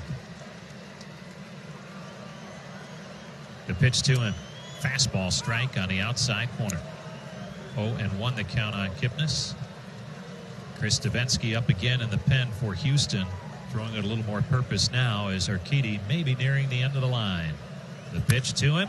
Kipnis drives it down the right field line, and it bangs off the wall. On it quickly is Reddick, and he holds Kipnis to a long single. He just hit it too hard. Got to the wall so quickly, Reddick played it perfectly, but Kipnis hits a rocket, and A.J. Hinch has seen enough. The manager for the Astros on his way to the mound. Pitching change for Houston. It's brought to you by the Cleveland Clinic. We'll take a break. We're in the 5th. 6-4, Tribe in front. What if saving money was as easy as spending it? At KeyBank, it is. Introducing Easy Up by KeyBank. The Tribe leading at 6-4. Jose Ramirez will be the batter. Nobody out for the Indians here in this 5th inning. Jason Kipnis is at first base. Carlos Santana has already hit a 3-run home run this inning. And now the Indians will try and make something happen against Davinsky. The right-hander's ready. Here's his pitch. And it's a strike called on the outside corner. For Davinsky, this is appearance number 41. He's 2-0 with an earned run average of 4.50. 50 strikeouts in 46 innings. 0-1 the count on Jose Ramirez. Throw to first, back safely is Kipnis. Indians trying to take down the Astros, the team that came in with the American League's best record. Only the Dodgers have more wins than Houston with 70. Houston came in at 69 and 39. Here's the 0-1. Swing and a miss. Good changeup, and that's the calling card for Davinsky, the 28-year-old out of California.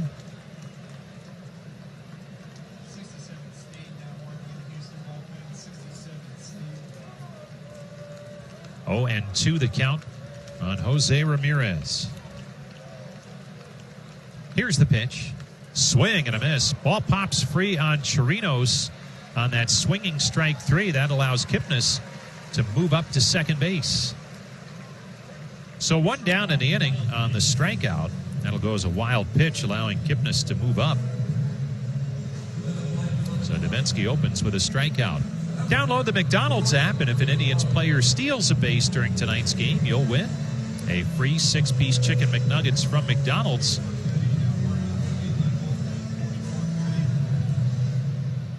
Remember, McDonald's, I'm loving it. Nick Goody has started to throw in the Tribe pen. Zach Plesac at 88 pitches after the 5th inning. Here's the pitch to Jordan Luplow, and he takes a breaking ball strike on the outside corner.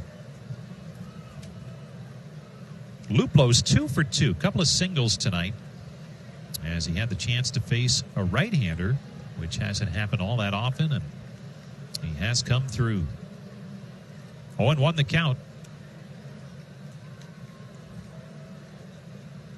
Long set. Davinsky with the pitch, way outside and low. 1-1 the count on Luplow. Jake Bauers is next for the Tribe. Indians now 6 runs on 8 base hits, 4 runs on 5 hits for Houston. Chris Davinsky, an all-star 2017, which is a rarity for a middle relief type, but he had a huge year in 2017. Here's the pitch, and the 1-1 is popped up foul, first base side. Maybe a play, and Gurriel, ranging toward his dugout, makes the grab right in front of the railing for the second out in the inning. 2 gone. Kipnis still at second. Jake Bauers will bat, as the Indians would love to tack on 1 more run here with that runner in scoring position in the 5th. Hope to see you here Friday night. It's a Sugardale Dollar Dog Night, Indians and Angels. Stay after the game. Great fireworks presented by Blaster Corporation. Indians.com for your tickets or the ballpark app. 1 more game in this series tomorrow night. Hope to see you out here for the finale. The pitch to Bauers. Swing and a miss. 0-1. Boy, Davinsky's got a tremendous changeup, and he showed it right there. Kipnis off the bag at second. Infield playing Bauers to pull, but not the full-fledged shift. Correa almost directly behind the bag, the shortstop. Here's the pitch. Swing and a miss. And now it's 0-2 on Jake Bauers. Indians 6, Astros 4. Outfield playing it pretty much straight away. Maybe a little bit off to the opposite field on Bauers.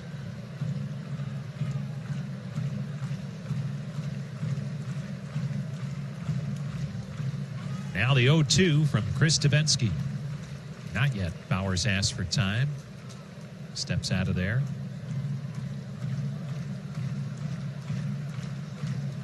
Now he's back in, and Davinsky's ready to work. Here's his 0-2. Swing and a miss, strike 3. Bauers down on strikes, side retired, but the Indians strike again on the... Well, the Indians And the Houston Astros in Donnybrook here tonight. They're throwing haymakers at each other as Carlos Correa will lead it off against the right-hander, Zach Plesac. He is 1 for 2 with a solo homer to left. The wind and the pitch, and it's in there, a called strike. Hi again, everybody. Tom Hamilton back with you, along with Jim Rosenhaus. Correa ripped that solo homer to left and then reached on a fielder's choice, and the pitch is down low. And beg your pardon, it's called a strike, so now the count is 0-2. Plesac trying to get his 6th major league win. Works again with the lead now, 6-4. That pitch bounces in, 1-2. 6 runs, 8 hits for the Indians. All of that coming off starter Jose Urquidy. Cleveland has led in this ball game 3-1 and now 6-4. Houston 4 runs on 5 hits off Zach Plesac. The pitch swung on, fouled upstairs. Will do it again at 1-2. Houston took the lead in the second on Carlos Correa's solo homer to left. Then Roberto Perez in the home half of the second blasted a 3-run homer to right center. 3-1 Indians. Houston came right back with a 2-out, 3-run double in the third by Yuli Gurriel. The pitch swung on, yanked to left, base hit near the line. It'll scoot to the wall. And here come the Astros as Correa has a double. Carlos Correa with his 14th double. That may be all for Plesac. It is. Terry Francona will make the call to the bullpen, brought to you by Cleveland Clinic, as Nick Goody will be coming on.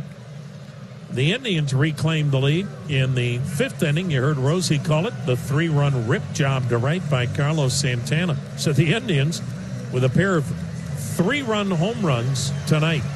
Well, Zach Plesac saw just how good this Astro lineup was. Have me on tomorrow morning from 9 to 10 on WTAM 1100.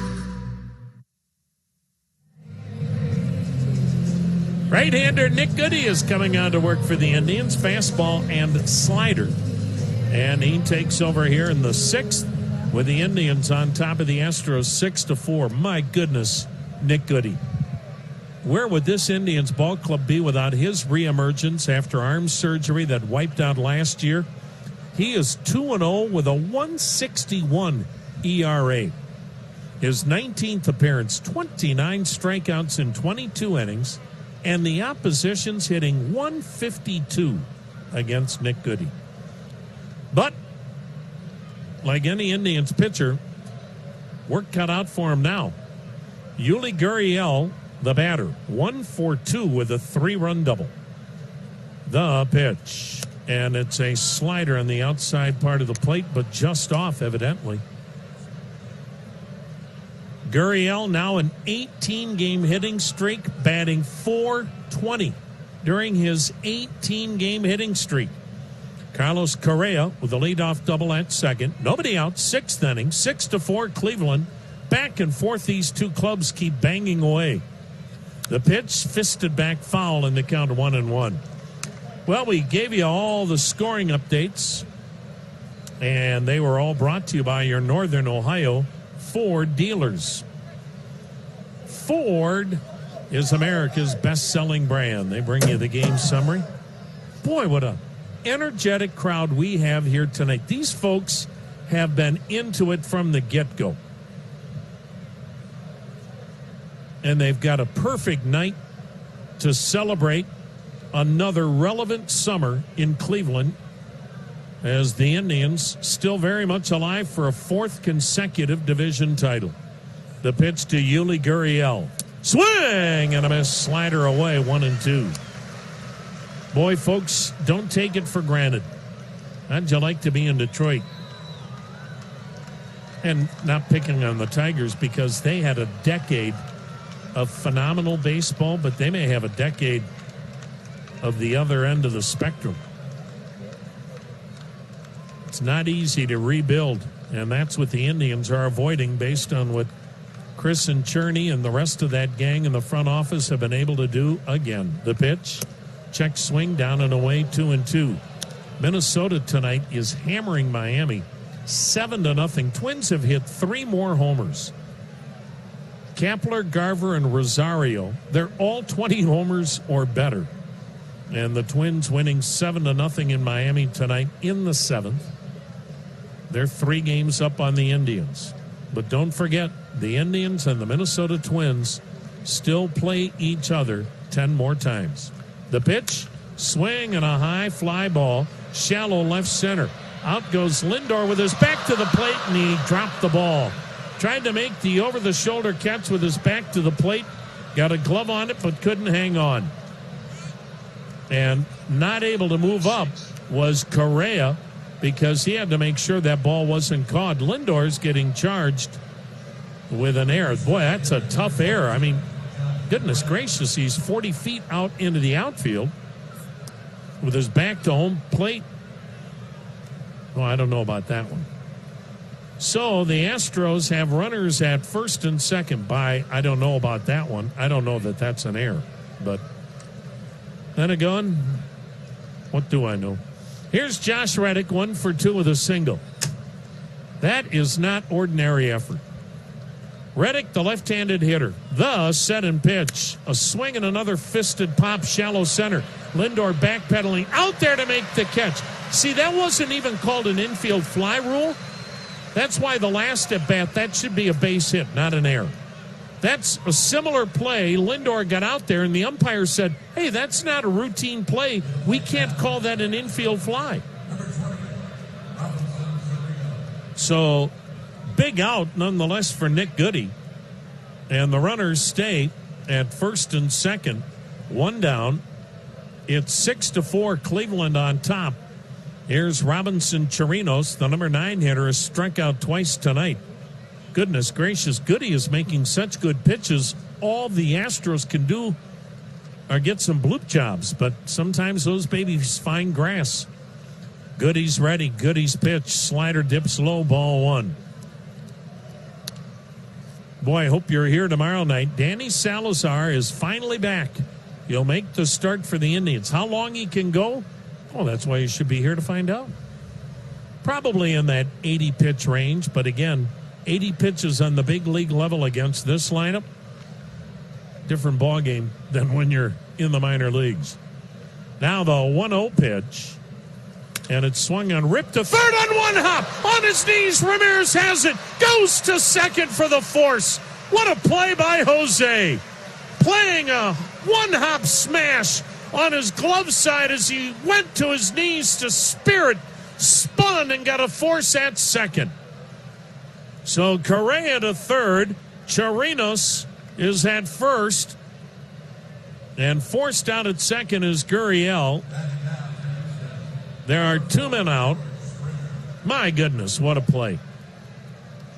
And we have seen some good defense from both teams in this series already, and they came in with that reputation, and we have seen it. George Springer, the leadoff hitter, a pop-up, a fly-out, a ground-out. Runners at the corners, 2 down. Indians up 6-4.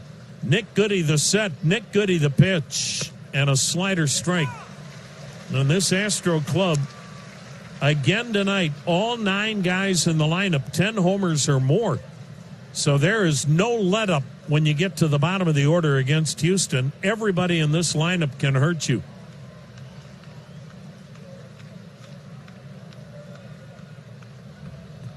Now the set. Now the 0-1 pitch. Down and in, a fastball moved him off the plate. 1-1 the count. Indians baseball brought to you by Everstream, Cleveland's business fiber network. Whether it's Ethernet, high-speed internet, dark fiber, data storage, Everstream with a solution for all your data needs. For more info, go to everstream.net. 6-4 Indians. Astros at the corners. 2 down in the 6th. The set, the pitch, and a slider dips low, 2-1. Boy, it's pick your poison now. Springer at the plate. Altuve on deck. Brantley after that. Again, this lineup can both mentally and physically wear you out. Oliver Perez ready in the Indians bullpen if needed. The 2-1 delivery from Goody. Slider outside, 3-1 the count. It's the other thing that makes Houston so good. They're leading the league in walks. They don't chase. They're leading the league in walks, and they have the second fewest strikeouts of any lineup in the American League. That is incredible. So you've got Correa, who led off the inning with a double at third. Chirinos robbed of a hit at first. 2 down. Tribe up 2. The pitch. Check swing. Did he go? Appeal at first. He didn't. And so the bases are loaded on a walk. And now you've got to face Jose Altuve.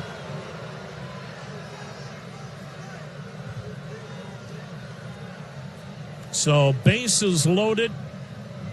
Jose Altuve, the batter, 1 for 2 with a single. And out to the mound is Indians pitching coach Carl Willis.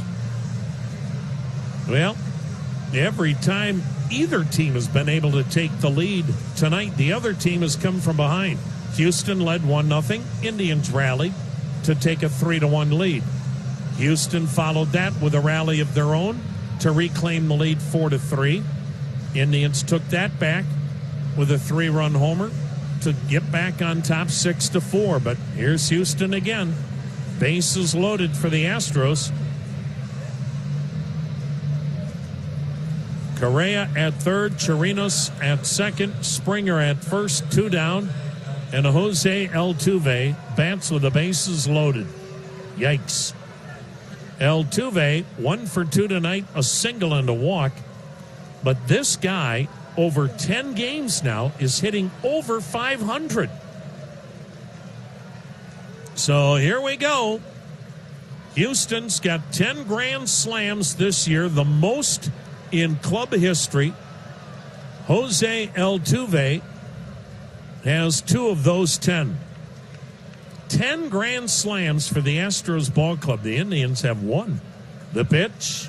Altuve looks at a ball low, evidently. Goody's staring in.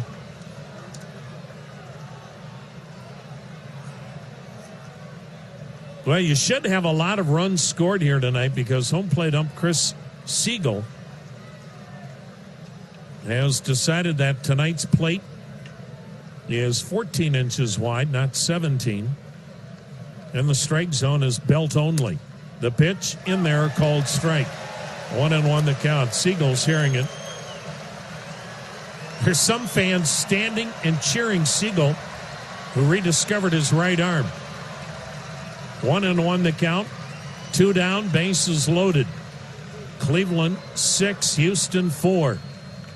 Altuve, as good a 2-strike hitter as there is in the game, as good a clutch hitter as there is in the game. Now the 1-1 to him, and it's in there, strike 2 called. Indians outfielders, medium deep, straight away. And they're on their feet at the corner of Carnegie and Ontario. Boy, it almost feels like October. Wind off Lake Erie, 76 degrees, and these fans in it from pitch 1 tonight. Bases loaded, 2 down, Tribe up 2 in the 6th. And Nick Goody's 1-2 pitch to Altuve. Swing and a miss. Chase the slider. How about that? He got one of the best 2-strike hitters in the game to actually Goody to get out of that mess. And that closes the book on Zach Plesac. You talk about a guy that got squeezed. Zach Plesac was a victim of that tonight. But the kid never loses his composure. I'll tell you what, he competes like every pitch might be the last pitch of his career. Oh, and that is something you can't teach, and that's why Zach Plesac is going to have an incredible career here. He goes 5 innings tonight, giving up 4 runs on 6 hits, walked 3, struck out 3. Now the batter against the right-hander Colin McHugh is Roberto Perez, and he takes a called strike. Chris Davinsky came in and kept Houston from maybe getting completely blown out in the 5th inning. Retired the 3 batters he faced, getting a couple of strikeouts. McHugh, a right-hander, the wind-end pitch. Perez sends a drive, deep right center field. It is gone! And so Roberto Perez with a 3-run homer to the same spot back in the 2nd has a solo blast to right center here in inning number 6. And for Perez, his first multi-home run of the season. And the Indians have a 7-4 lead. And Perez has his first career multi-homer game. And Colin McHugh, the first batter he faces, gives up a homer. All of the Indians' 7 runs tonight have come via the long ball. 2 3-run homers and a solo blast. Here's Tyler Naquin. 0 for 2. McHugh's pitch swung on, lined up the middle, and a diving catch by the shortstop, Correa. And Naquin is robbed of a hit on a great play by the shortstop, Correa. Top of the order in Frankie Lindor. He is 2 for 3 with a double and a single, as he will bat left-handed. Roberto Perez had been in a funk since the All-Star game. Terry Francona, the Tribe's manager, felt that maybe Perez had gotten a little caught up in the home run ball. Tonight, the perfect antidote. 2 homers the other way. There's a called strike on Frankie Lindor. Perez only gets in trouble when he tries to pull everything. Tonight, he's had that nice swing again, the oppo direction, and that's resulted in 2 homers. Pitch down and in, and the count 1-1. Colin McHugh has now given up 11 home runs this year. He's 3-5, ERA 5.19, 8 starts. This is his 14th appearance out of the pen as that pitch is swung on, ripped foul, and the count 1-2. Frankie Lindor single to left, a double to left. So both of his hits tonight the other way. Again, the Astros put 3 on the right side of the infield. Tribe up 7-4, 6th inning, the pitch. Lindor fouling it down the left side, and will do it again at 1 ball, 2 strikes.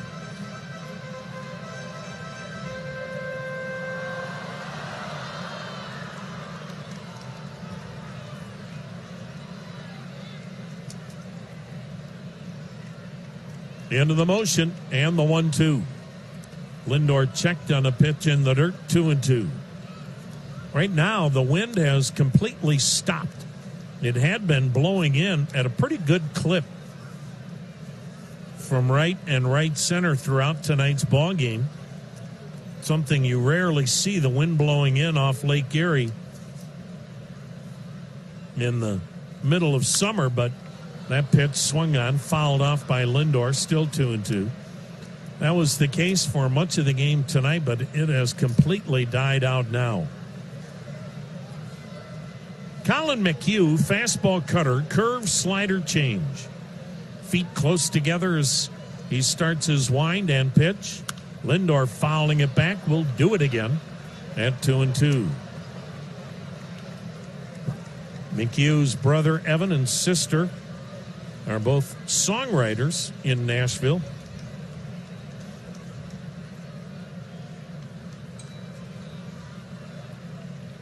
Now the windup and 2-2. Swung on, banged up the middle, base hit, Lindor's third. So the Indians, who had been shut out last night, they still don't even have their reinforcements. Yasiel Puig and Franmil Reyes will be here tomorrow night.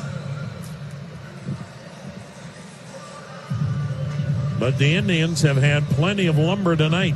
There's Oscar Mercado. He's 1 for 2 with a double.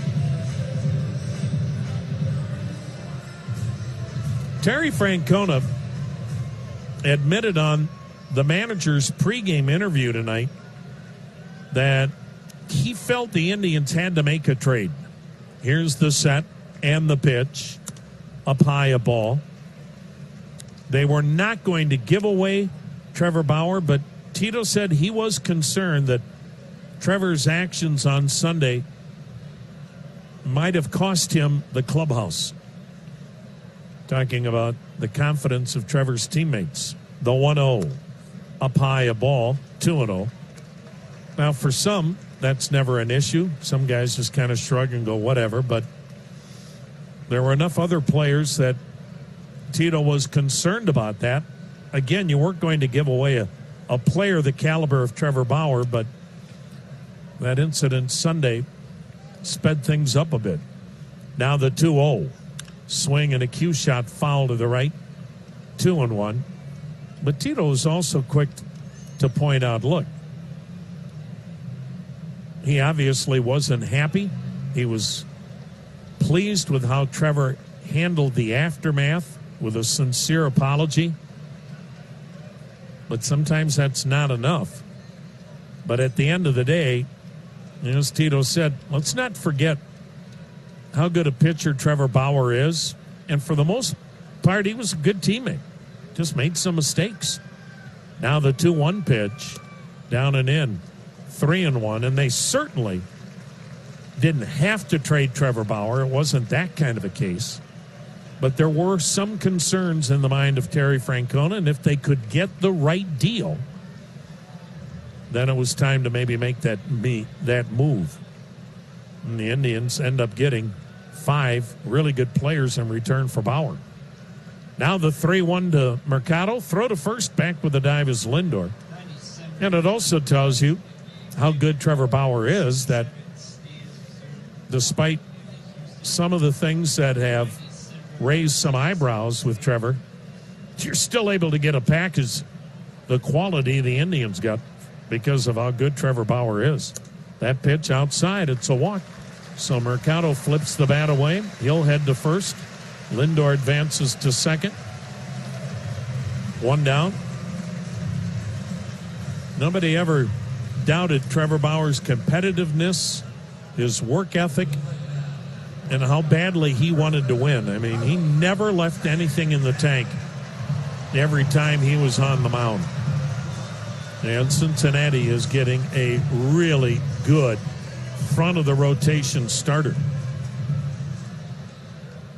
Here's Carlos Santana. He is 1 for 3. Switch hitter batting left-handed. Indians have 2 men aboard, 1 out. Tribe up 7-4. The pitch.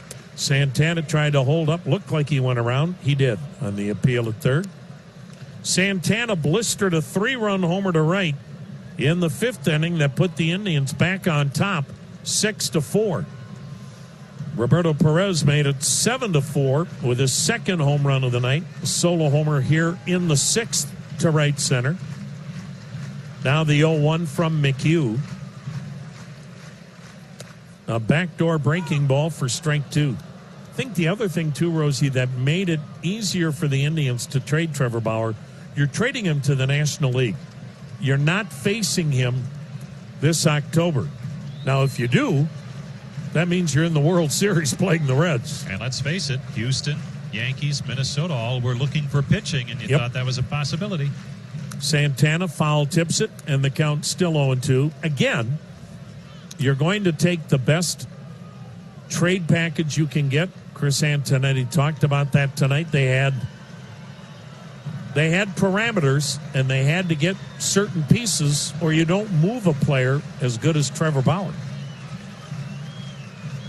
It's been quite a, well, if you go back to Sunday, it's been quite a 72 hours, hasn't it? The pitch, up high, 1-2 the count. It's going to be a boring summer now. Yeah.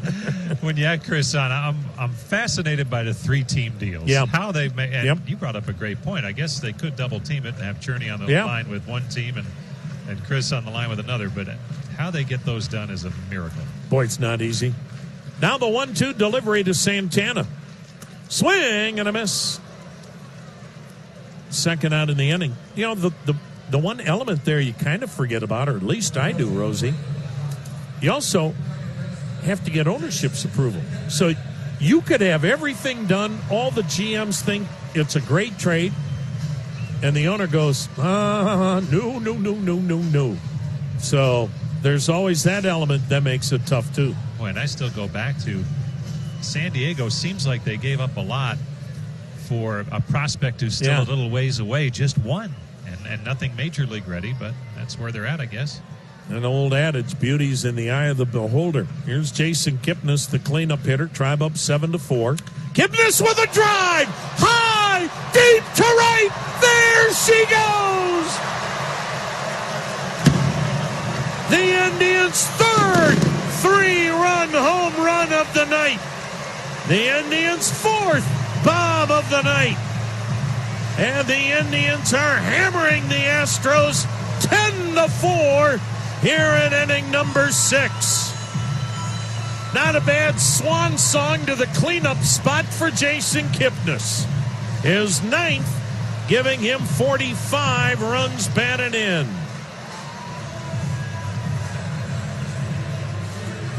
Well, he just missed one the last time up and left little margin for error that time around. No doubt about it. Now the wind and pitch. Jose Ramirez takes a backdoor breaking ball for strike one. 3 3-run home runs. The Indians acting like the Minnesota Twins. The pitch swung on, fouled off to the right. And the count is quickly 0-2. Boy, Jose has been so hot for so long. And the Indians have 10 runs tonight, and Jose Ramirez is 0 for 3. Switch hitter batting left-handed, shift to the right, the pitch. And a backdoor curve, strike 3 called, inning over, but what an inning. 2 more bombs. Well, the Indians will turn it over now to Oliver Perez, the veteran left-hander, having another really good year for the Indians. And the Indians have a comfortable lead against Houston. Although, is there such a thing when you play the Houston Astros and this juggernaut offense that they have? The Indians on top 10-4 as we go to the 7th. Nick Goody went another scoreless inning as he continues to be lights out. He had a walk and a strikeout. Now it's in the hands of Oliver Perez, the funky left-hander with the various deliveries to the plate. The way he turns his back, different degrees to the hitters. Here's Michael Brantley left on left, and Brantley looks at a low fastball for ball 1. The Indians have done it with a long ball tonight. The set, the pitch, and it's over but low, ball 2. All of the Indians' runs, 10 of them, have come via the home run ball. 3 3-run homers and a solo. The pitch, Brantley takes. Perez is staring in. It's called ball 3 outside.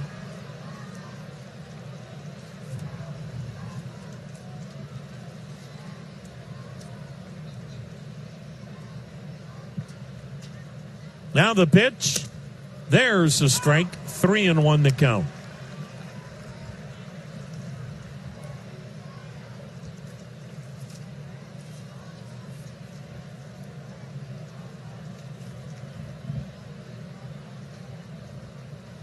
Now the next delivery. Again, it's called a ball. No idea what's wrong with it. The next question is, how did Chris Siegel get a job in the big leagues? So Brantley is aboard with a leadoff walk.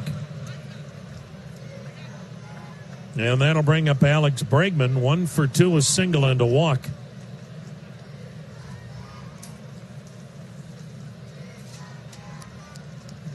Ten runs, 11 hits for the Indians, 1 error, and 4 men stranded. 4 runs, 6 hits, no errors, 7 left for Houston. The set and the pitch. Bregman almost got hit by a breaking ball, ball 1.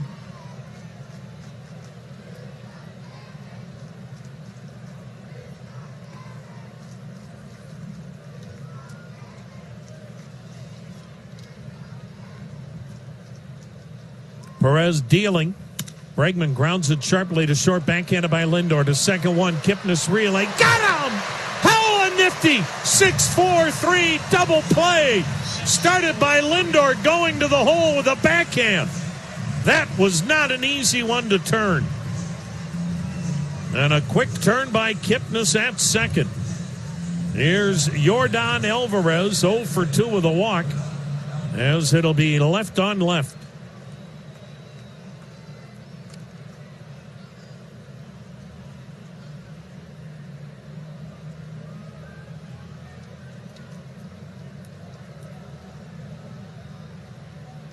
Two down, bases empty. Tribe up 10-4. The pitch, and it's in there, a strike. Power Home Solar is the official solar provider of the Indians, building a movement. Visit powerhome.com or text solar at 411-411. Power Home Solar, own your power. That pitch dips low. 1 ball, 1 strike. Danny Salazar, his long return to the major leagues, will take place tomorrow. Be interesting to see what Danny can give the Indians. That pitch inside a ball, 2-1. Did you ever think how important Danny Salazar would suddenly become? Yeah, we were talking about the trade earlier, and I mean, September, you could see Kluber and Salazar be keys to the Indians' rotation down the stretch. How about that? Here's the set. Here's the 2-1. Swing and a miss, 2-2. And in all honesty, nobody knows about Carlos Carrasco. Can he return? Look, everyone's in uncharted waters there in Carrasco's most important fight, and that's against leukemia. Now the 2-2. Swing and a foul back. We'll do it again at 2-2. The Indians have a 10-4 lead over Houston as we are in inning number 7.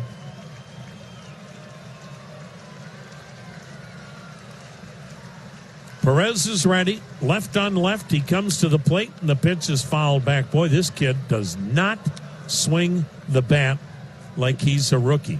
He has such a good feel for the strike zone, and he doesn't flinch against left-handed pitching. Wow. He's a keeper. 10-4 Indians, 7th inning, the pitch. High, and Perez is giving him every look he's got. That was the old Louis Tiant look if Louis was left-handed. Completely turned his back to the hitter in his whirlish delivery to the plate.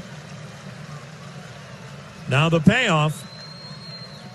Swing and a foul upstairs. We'll do it again at 3-2. Indians with a 10-4 lead.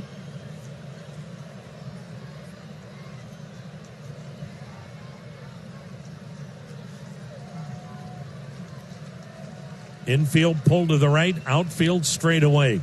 The pitch. Swung on, fouled back. Boy, this kid, this is impressive.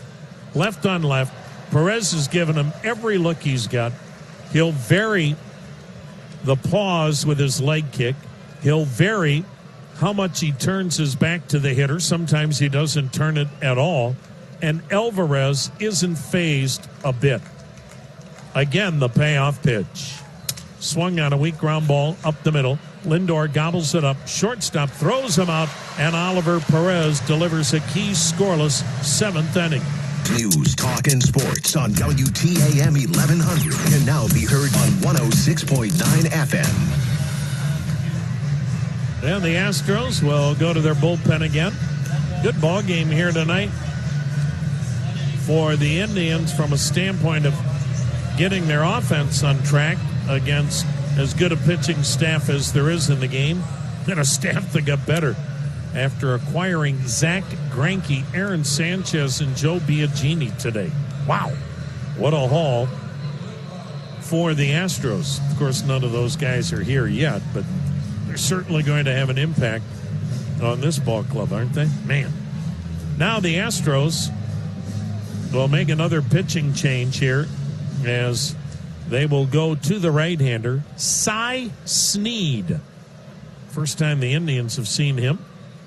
Indians up 10-4, bottom of the 7th, leading it off, swinging away and fouling it off. Jordan Luplow. He's 2 for 3 tonight with a couple of singles.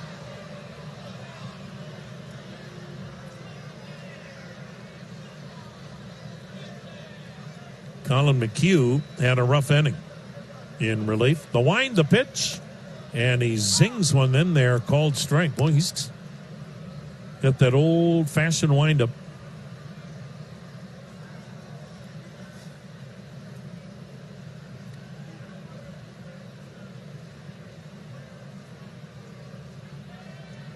The next offering, high and wide, and the count 1-2. So Colin McHugh goes 1 inning tonight. He gives up 4 runs on 3 hits. Had a couple of strikeouts and a walk. The pitch, swing and a bouncing ball to short. Charged by Correa, gets a chest-high hop and guns out Luplow. 1 down. Here's Jake Bauers, 0 for 2 with a walk.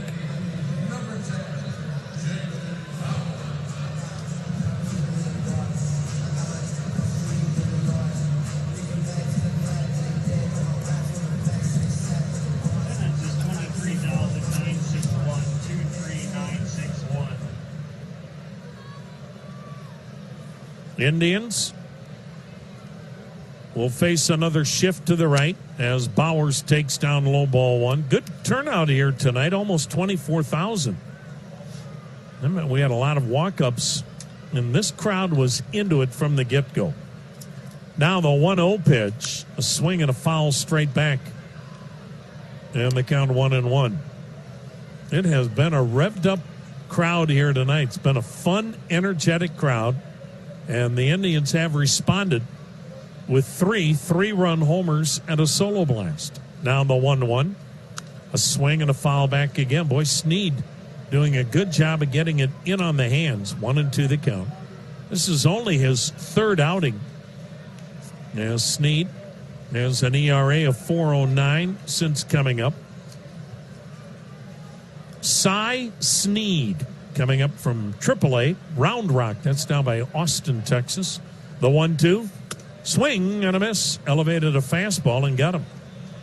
So Bowers is out number 2. And Roberto Perez with his first multi-homer game ever.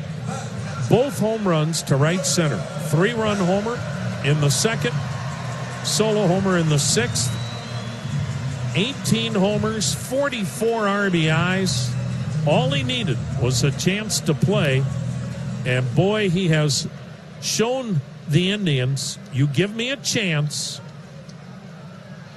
and I'll show you what I can do. And boy, has he. 2 down, bases empty, 10-4 Indians, and Sneed pumps one in there, a strike.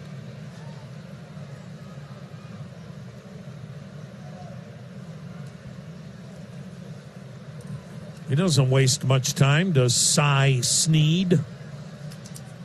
The wind and pitch, and it's down low. Tom Roberto was saying on the warm-up show tonight, it just goes back to confidence. He had so much confidence heading into this season, being the number 1 catcher, and it has really carried him through. Now the 1-1 pitch. Swing and a foul upstairs, 1-2. Yeah. Can't play this game unless you're confident. Can't get confident unless you get a chance to play. It's the old chicken or the egg. Man, he's been a sounding board a little bit for Kevin Plawecki because he's been there playing once a week or sometimes a little bit more, but he's tried to be there for Plawecki to get him through this season as the backup. Now the 1-2 pitch. Checked on a breaking ball wide, 2-2. Cy Sneed. He's a Twin Falls, Idaho native. Went to high school there. He was drafted out of high school, but instead went to Dallas Baptist University. It's become a pretty good baseball school. That pitch fouled back, and it's still 2-2. He had a good career at Dallas Baptist, was a 3rd-round pick by Milwaukee. Boy, all of the problems the Brewers have with pitching, and they traded him for Jonathan Villar. Yikes. 10-4 Indians, 7th inning. Now the 2-2. Swing and a foul back.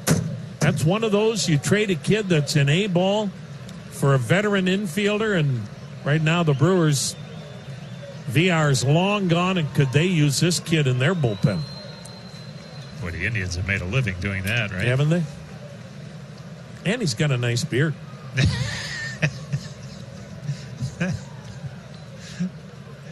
Now the windup and the 2-2 delivery to Perez.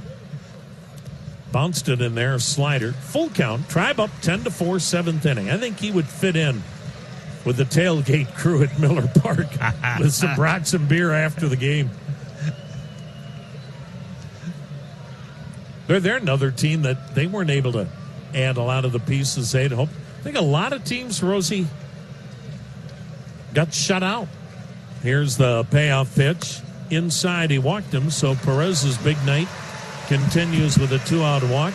You kind of got the feeling that Cardinals, Cubs, or Brewers, whoever could make maybe that big impactful trade could take control of that division, as they're all within 2 games of each other. But nobody really went out of those 3 teams and made a move that made you go, aha. Well, I think the Brewers issue, a lot of different services have their farm system ranked at or near the bottom. Yeah. In terms of prospects that they can make a move with, they just don't have many. Look how many they traded away to get people like Christian Yelich and others. Mike Moustakas. Here is Tyler Naquin 0 for 3. Naquin bangs one to first, fielded right at the bag by Gurriel, steps on the bag, and the inning is over. 7 in the books. Let's do a station identification. You're listening to the Cleveland Clinic Indians Radio Network. Rob Bailey in the newsroom. Joe Biden and Kamala Harris center stage for second presidential debate. More after the game on News Radio WTAM 1100 Cleveland. Tom Hamilton, Jim Rosenhaus, Stephanie Hagel, Brian Motze on a gorgeous night on the shores of Lake Erie. The Indians with a 10-4 lead over the Astros. Adam Simber comes on to work for the 47th time. Simber's 5-2, ERA 2.98. Sinker slider change for the submarine-style right-hander. The pitch to Carlos Correa. Check swing tapper back to the mound. Oh, Correa's unhappy. Simber runs to first. Underhand flip. 1 pitch, 1 out. Correa having a big night. Solo homer and a double. Here's Yuli Gurriel. He had a 3-run double with 2 down in the third that put Houston on top 4-3. Once Roberto Perez and company went back to work, Indians reclaimed the lead. Perez tonight, a 3-run homer to right center, solo homer to right center. Carlos Santana, 3-run homer to right. And Jason Kipnis, a 3-run homer to right. Simber delivering a strike. And the count 0-1. Now the pitch. Breaking ball inside, 1-1.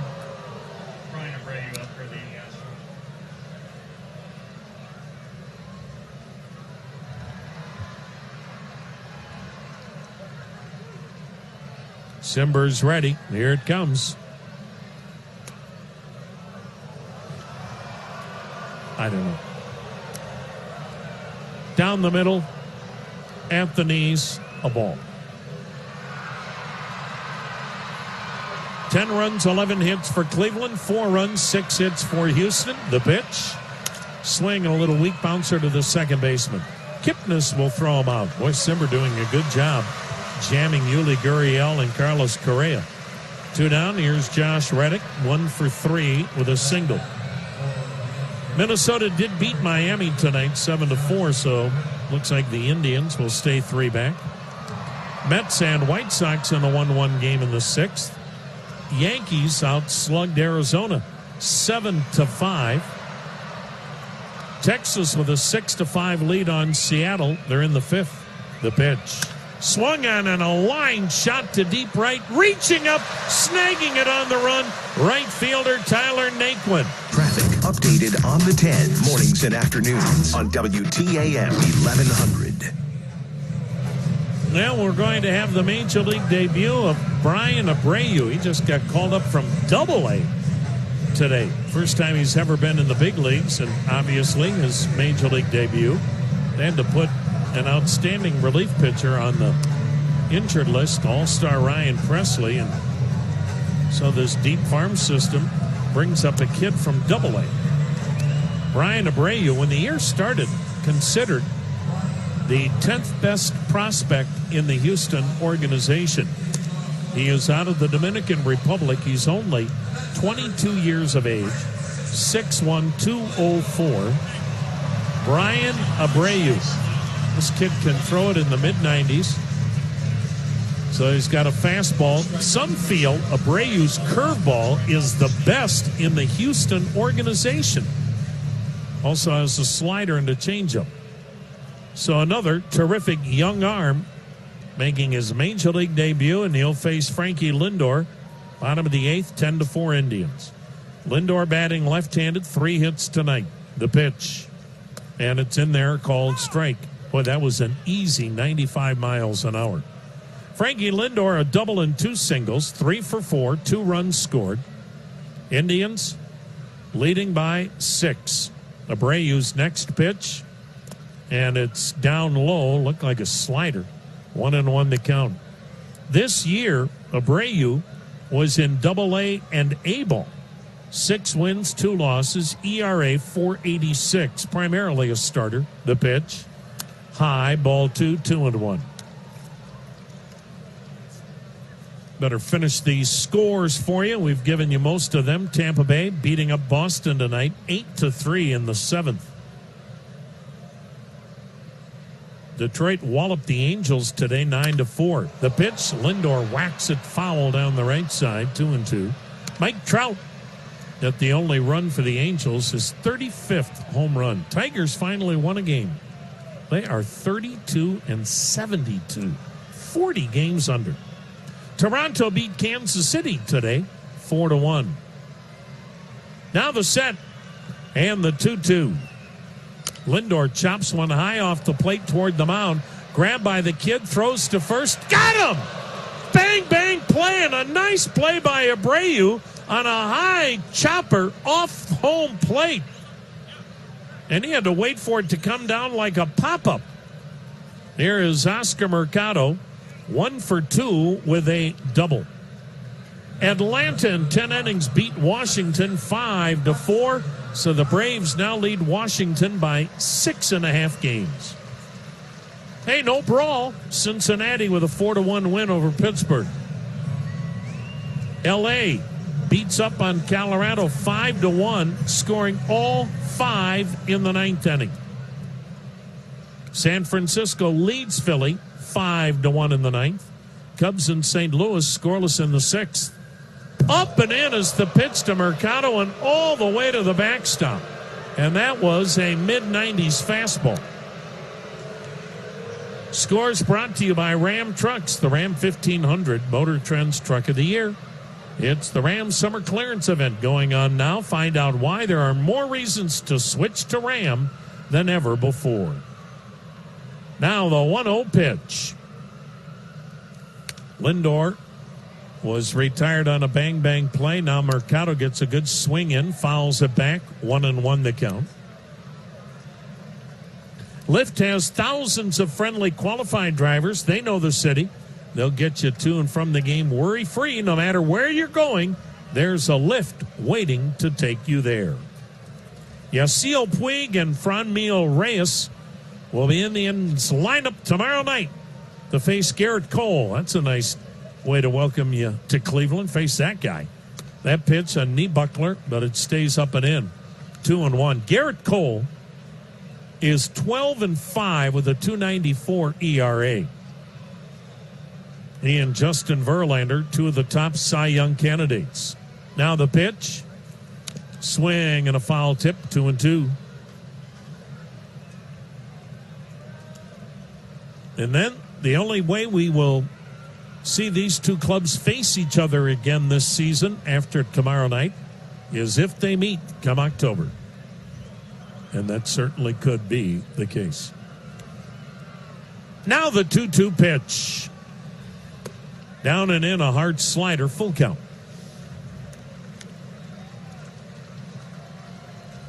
All of the Indians' runs tonight via the long ball. 3 3-run homers and a solo homer. Roberto Perez has 2 of the home runs, 4 RBIs. Now the payoff pitch. Swung on, a ground ball headed to short. Correa has an easy play, throws over, 2 down. Now Carlos Santana, his big 3-run homer to right in the 5th. Put the Indians back on top, 6-4. Switch hitter batting left-handed. Now 23 homers, 60 RBIs.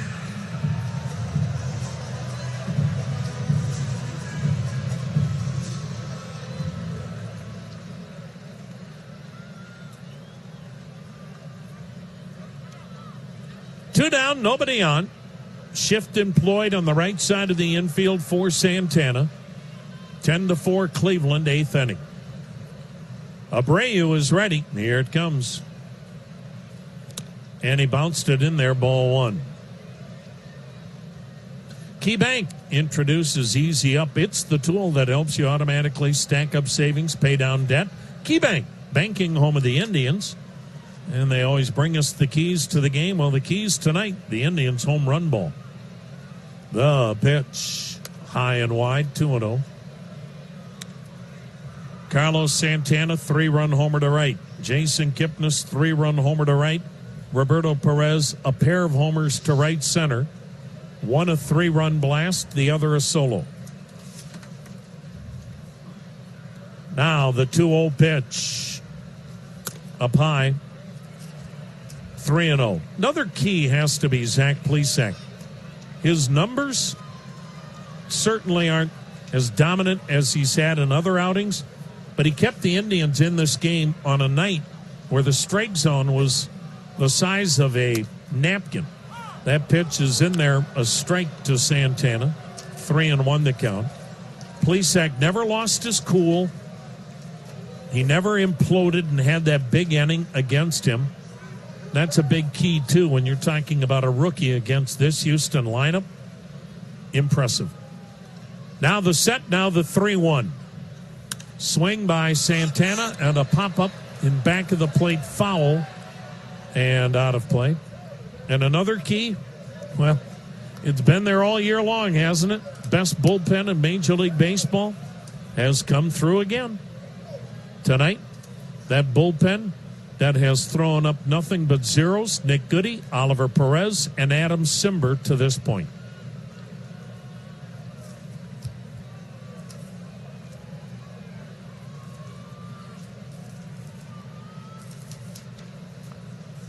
Now the right-hander's ready, and the next pitch is swung on, a weak bouncer to first.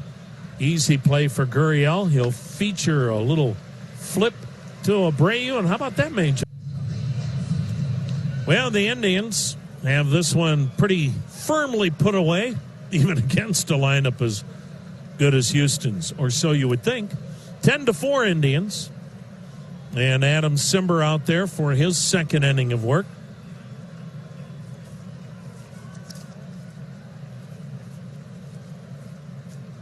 And he'll face the right-handed hitter. And a little pop-up to the mound coming towards home plate to make the catch is Adam Simber. So Robinson Chirinos, the number 9 hitter. And then a little pop-up to the pitcher for out number 1. Brad Hand warming in the Indians bullpen. Top of the order, and George Springer.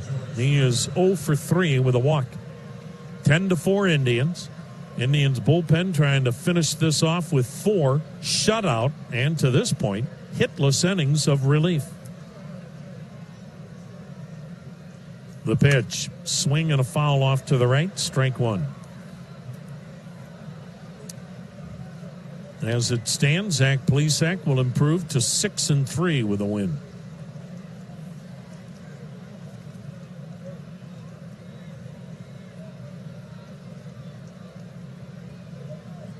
The next offering, and it is again fouled off right side, and it's quickly 0-2.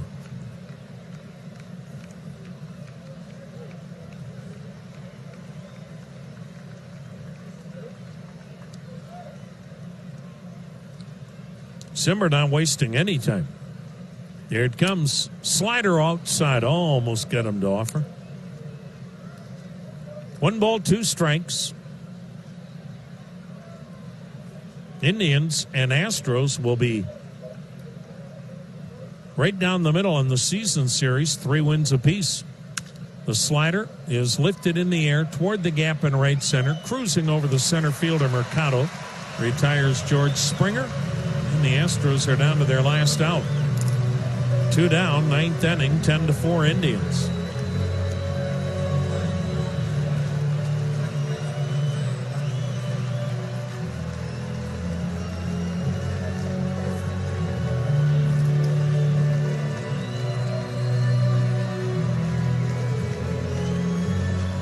So the crowd of 23,961 on their feet as the Indians will stay 3 games in back of the Twins. The pitch.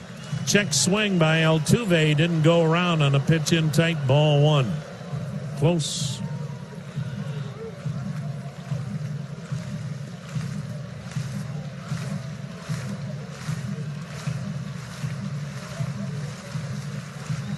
The set, the pitch. Backed away on a slider that just missed in. Boy, that was close. 2-0.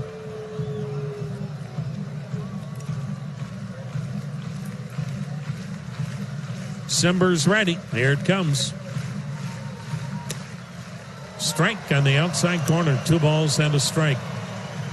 Altuve tonight, 1 for 3 with a single and a walk.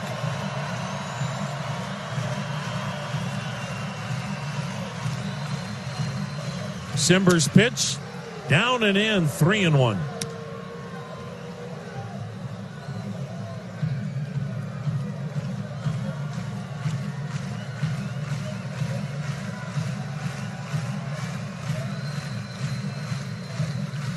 Simber straightens, fires, and it's ball 4, missed outside. Michael Brantley will be Indians up 10-4. It's not that manager Terry Francona felt that there was any danger here, but perfect opportunity to get Brad Hand into the ball game, face the batter, not have him go too long between appearances. And so now Brad Hand, one of the top closers in the game, 27 saves on the year. Brad Hand coming in for the 46th time, 4 wins, 3 losses, ERA 2.47. He has 25 more strikeouts than innings pitched. Michael Brantley 0 for 3 with a walk. 2 down, Altuve at first not held. Tribe up 10-4. Hand is ready. And the pitch. And it's swung on, grounded up the middle. Lindor behind second. Flips to Kipnis at second. Ball game. So the Indians come back and bury the Astros tonight. 10-4. All 10 runs coming on 3 3-run homers and a solo blast, including a couple of homers for Roberto Perez, who drove in 4 as he had his best homer game of his career. The Indians stay 3 games in back of the Twins with this 10-4